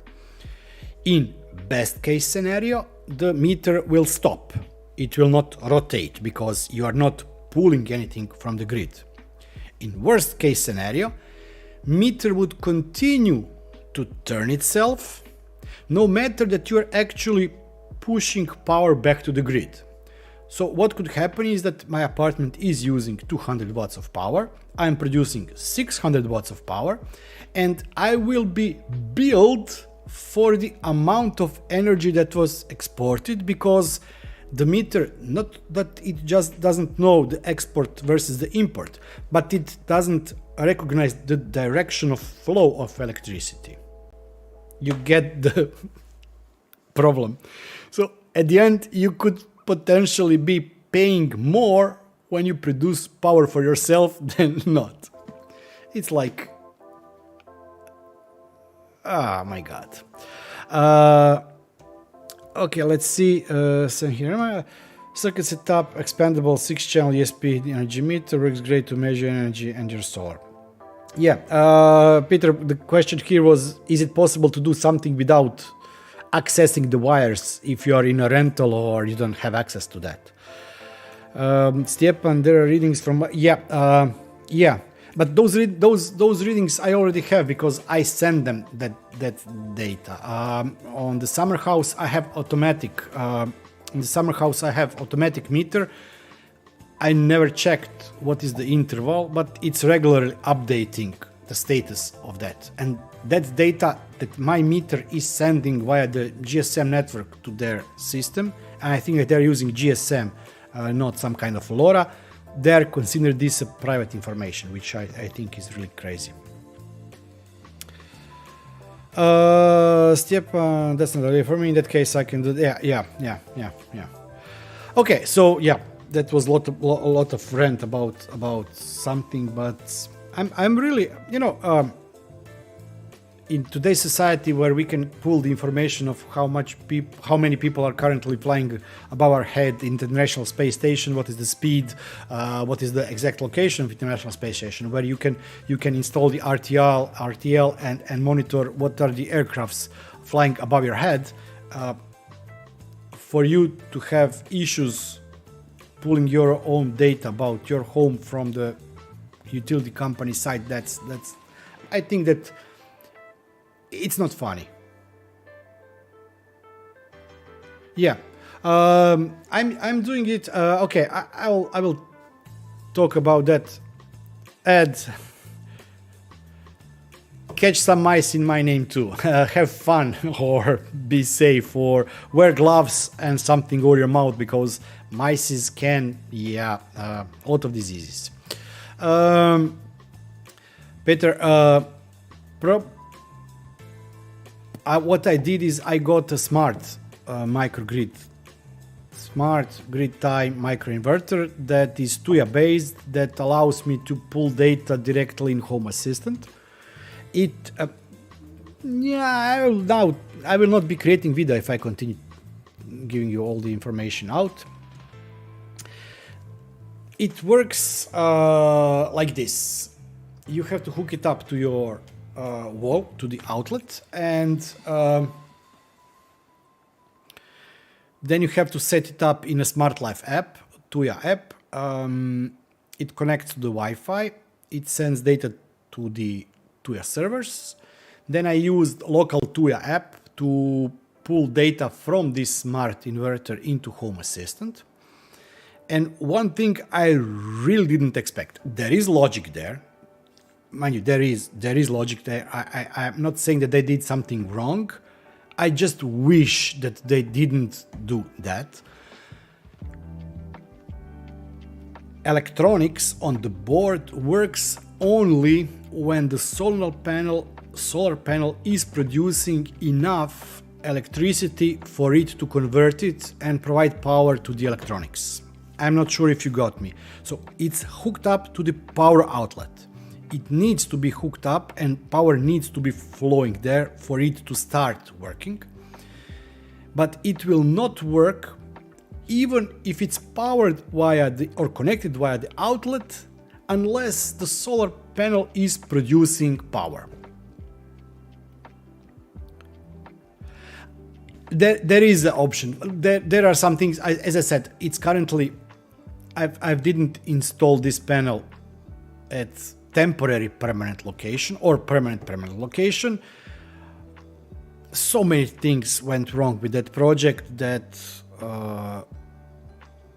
I almost gave up at least 2 or 3 times. Because I at one point said I'm doing this more or less as a proof of concept. The whole idea of that project was more of a proof of concept to see if it's worth doing it, and if it's worth, would really anybody find that project useful. The problem is that now we are at peak of the winter season. The sun is very low. I have some trees outside that cover most of the.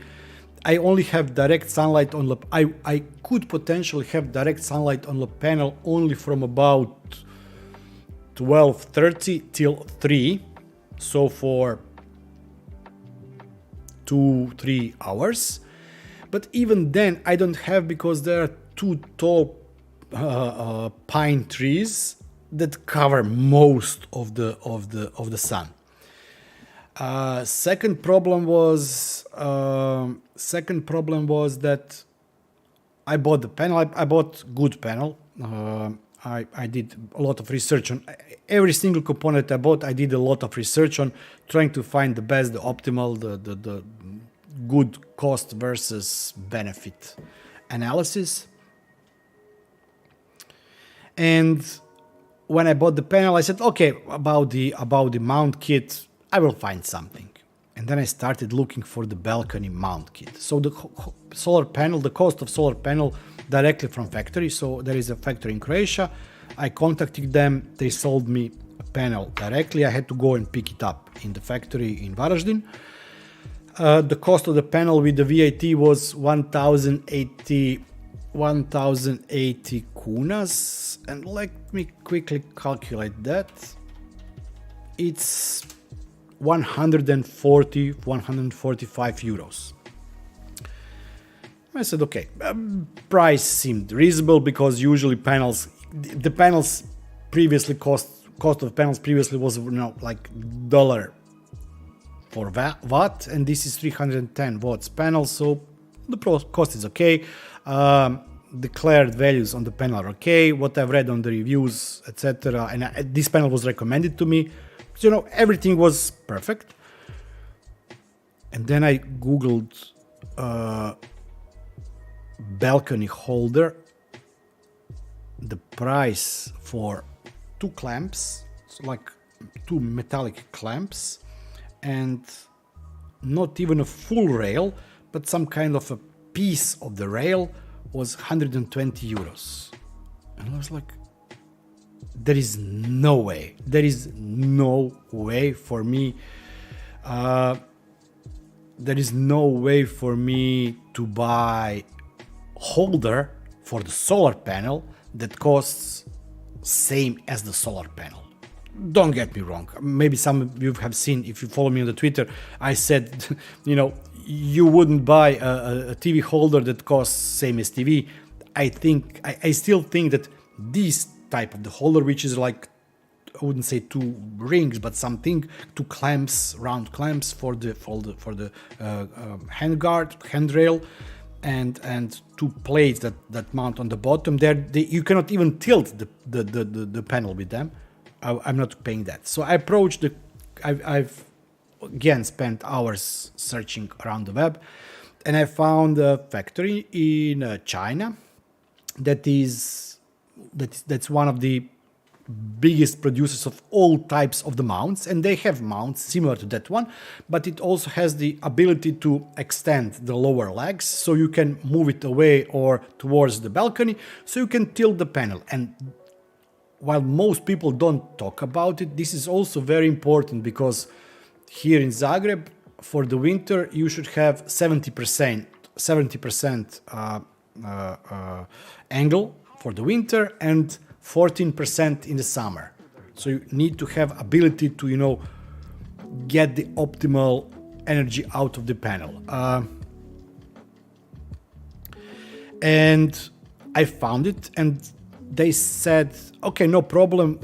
This kit that you can tilt the panel with costs 69 euros, and we have them in Germany in the warehouse. It was like awesome. I said, okay, guys, listen, send me the invoice for that. By the way, if you want to sponsor the video, I would gladly mention you, and whatever. And then I said, minimum order quantity is 10 pieces. I said, listen, I don't want to spend 690 euros for proof of concept project for me to only use one or to try to sell 9 other ones. So, you know, whatever, really, whatever I touched on that project, it was like everything, everything that I touched went the wrong way. I decided not to buy a ready-made cable. Let's look at that one. Let me show you. It's like this stream will never end, and I will start crying. We should probably wrap it up soon. Let me show you something. It was like I really almost cried.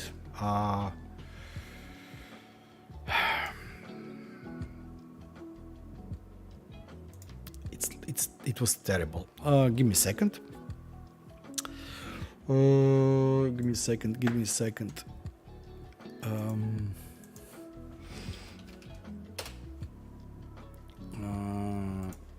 M19 power cable. Okay, I did post also that image on the Twitter. So, microinverters use this type of connector, exactly this one. One costs, it's currently on sale. I bought just today one spare. You get male and female type of connection because the inverter has, I don't know, male or female, whatever. There are two options. There is option to buy this one here, and there is an option to buy cable, 2 meters length, 3 times 2.5 millimeters square. Millimeters, how we call it? 2,5 millimeter.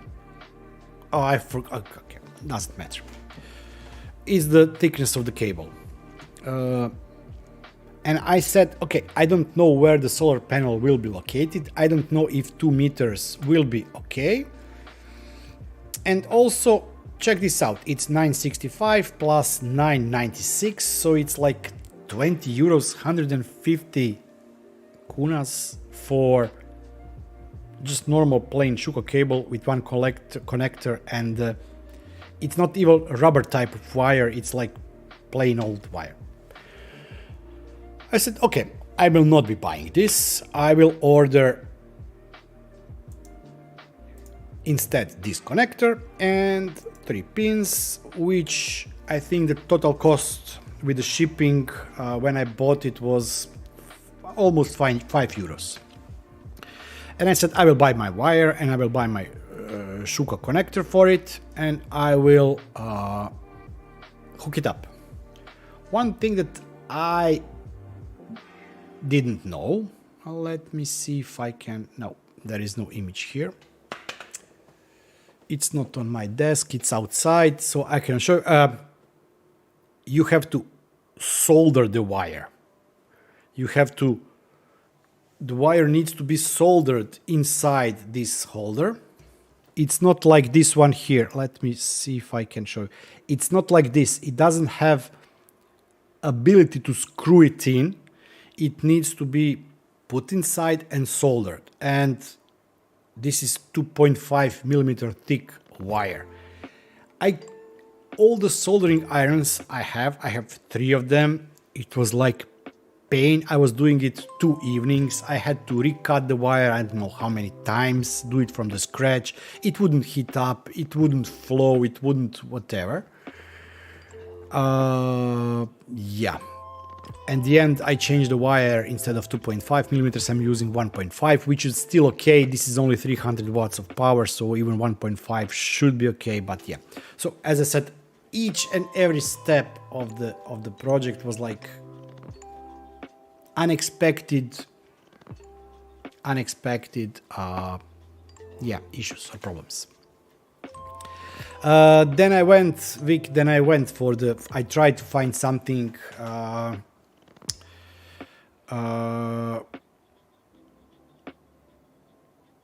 on the construction department, some kind of bracket, some kind of concrete wall holders or something, but so far I was unable to find it. Then, as I said, as I mentioned at the beginning of the stream, our building representative, the guy that is, running the building for us, when I talked with him, he said, just put it on the roof. Don't. Just like put it on the roof. He lives above me. He's under the roof. So just like, don't even think about it. Just go there. It will be an optimal location. You can run the wires. We have something on the outside where I can run this one wire. So yeah. It was fun project. There will be a lot of things that I've learned there. I think that a lot of people will find the information there useful, but Daniel, yeah, definitely. And it was like, oh my God! I simply. Everybody is. Why I'm so unhappy with this, Everybody is talking how, we have to become energy sufficient. We have to lower our energy usage, gas footprints, electricity footprints. The costs are going higher. States want people to drive electric cars, to use less gas, to lower the temperatures. There is a global talk about how things should move in some, I wouldn't even consider it bad direction, just like new shift, new paradigm of something. And then when you try to do something, it's like getting a license. I think that currently in Croatia, not all things bad, but these things are not working as they should. I think that currently it's a 6-month waiting list.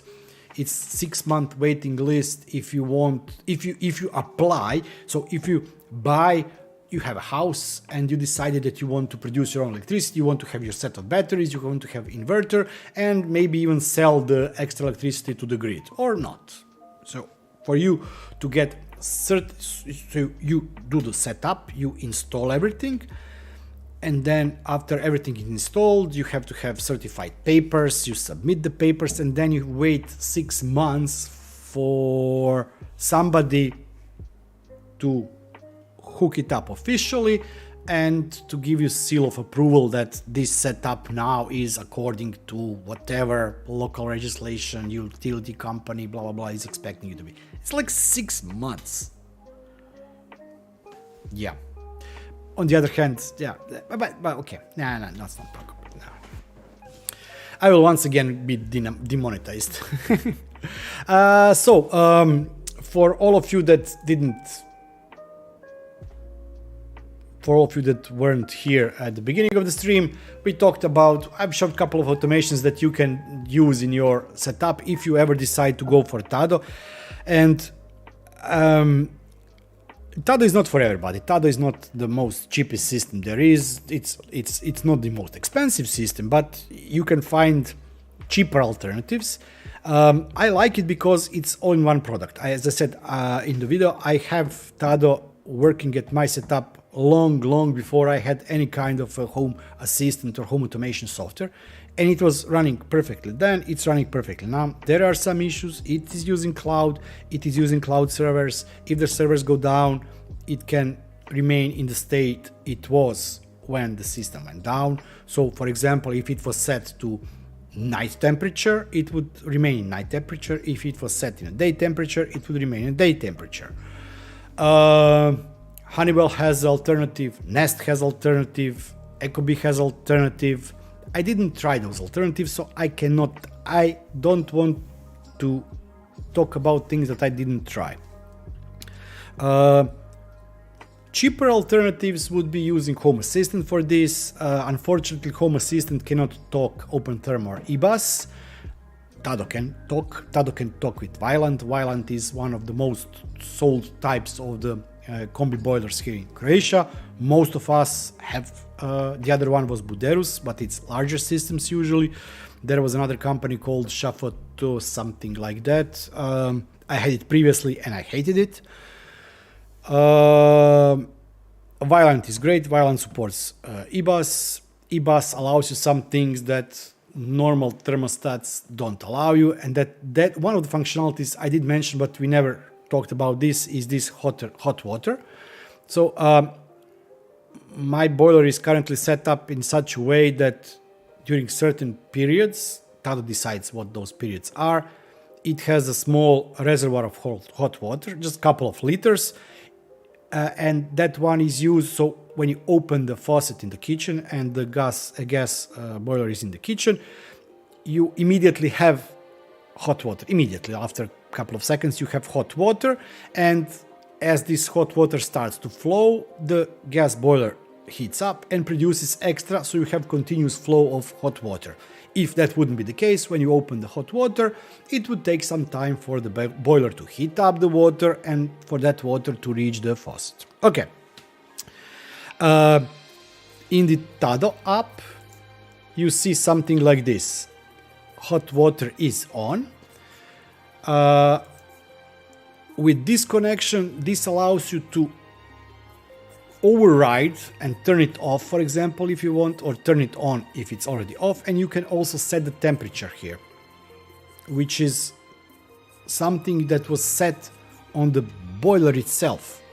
The initial value, or this value of how hot the water, and this water is also for the shower, so it's 55 degrees when it leaves the boiler. It of course cools down a bit running through the wall, so it's not 55 degrees when it reaches the bathroom, but this is the set hot water temperature that is set on the boiler level. And with the eBus connectivity, you can even play with this setting, which is something that you wouldn't be able to do if you have a classic or standard thermostat.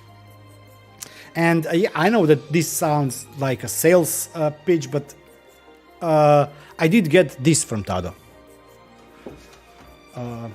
Just give me a second, I'm breaking things here. I did get this from Tado. Oops. You can see it, yes. So this is the smart AC controller. This is the only thing that I didn't have from... Actually, there are other products, but I really don't need them. I don't care about them. This is the only product that I didn't have from Tado, because at the time when I wanted to install ACs in the apartment, my last boiler died, so I had to switch the investment from the AC for cooling to the new boiler.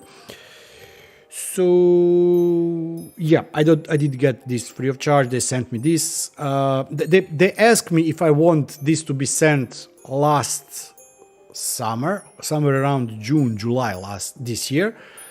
And I said, listen guys, I don't have AC. When I will be having AC, please send me. And then when I was preparing to record this video, I approached them and I said, okay guys, you wanted to send me this, please send me this one. Because I want to include it in the video as an option so that you know that you can use the AC controller for controlling the AC, because AC can also be used, and a lot of people in Dalmatia here in Croatia are using AC only for both heating and cooling. And yeah, that's why I wanted to have it hooked up to the system. But if you look here, you can see that it is open window detected. I was like breathing in it probably. It's in the off state. We should probably wrap up the stream. It's been wow, 2 hours and 15 minutes. Yeah. If anybody has any other questions, something, yes, as I mentioned previously, or as Week was the one who spoiled this, but my next video will be about the better thermostat, both this HACS integration, which I really hope that will be finally included in Home Assistant at one point, and also this companion card or UI card for better thermostat, because I think that those two are really functionality that is missing original inside Home Assistant. So that will be my next video. In 2 weeks there will be a video about the about the solar project. It will be I would call it like a, I wouldn't call it, let's call that video like lessons learned so far and how the things will progress in future. And I will definitely be making additional video about that solar panel later next year, if I'm still alive, around May or June, when the panel finally moves to the rooftop, when it's finally installed, when we have more sun, like not like this fog and rain, because currently I'm not producing anything that I even want to mention in terms of power. So this is it. Reminder for the YouTube channel members: don't forget to solar tiers. Definitely. Reminder for channel members: don't forget to go for and vote for the times for the streams for the channel members. If you're on Discord and see me in the voice chat, I'm probably playing a game. We can have a talk chat. I will probably be also sharing my gameplay so you can watch and we can talk. I will be playing Minecraft, and as I said on the first members stream, we will be looking at Seed Studio ESP32 C3 board, which is really small. Let's compare it to the Atom Light. So it's really small. It's USB-C, and we will be also playing with this vibration sensor, which can be triggered by anything and for anything, and it should also detect earthquakes. And if you think that you want to see additional video about the Raspberry Pi Pico and how you can add Home Assistant on it or run ESP Home on it, drop me a line. I'm not in that video is recorded. That video has been recorded now for 3 weeks, but I'm not sure if it will be released or not. It will be mentioned. It will be mentioned tomorrow on the State of the Open Home by Nabukasa, which, yeah, if you can join. I will probably be joining the stream too. And that's it. And yeah, I didn't forget, and but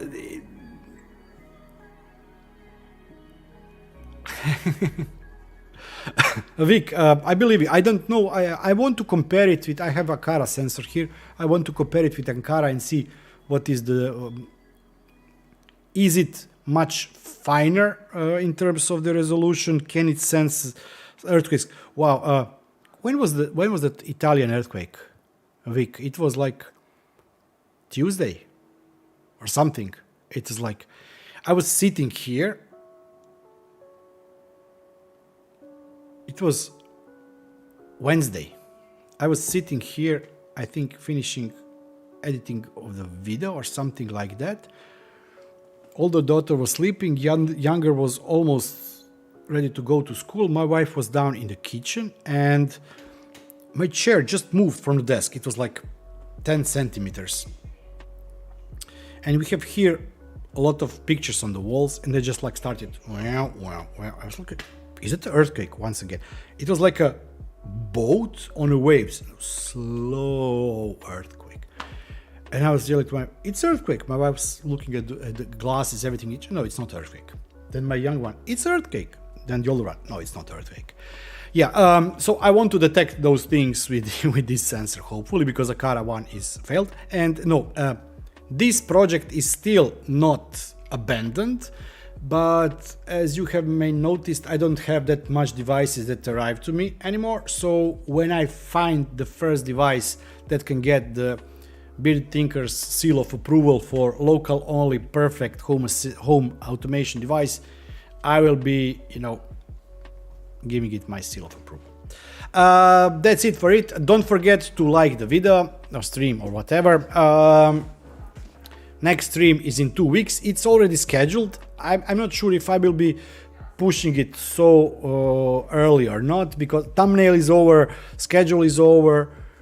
Maybe after this stream stops, I will just press and reschedule it for stream in 2 weeks. Until then, you can find me on Twitter, on Instagram, on Discord, etc. Thank you all. I'll be seeing you next time. Until then, bye bye and have fun.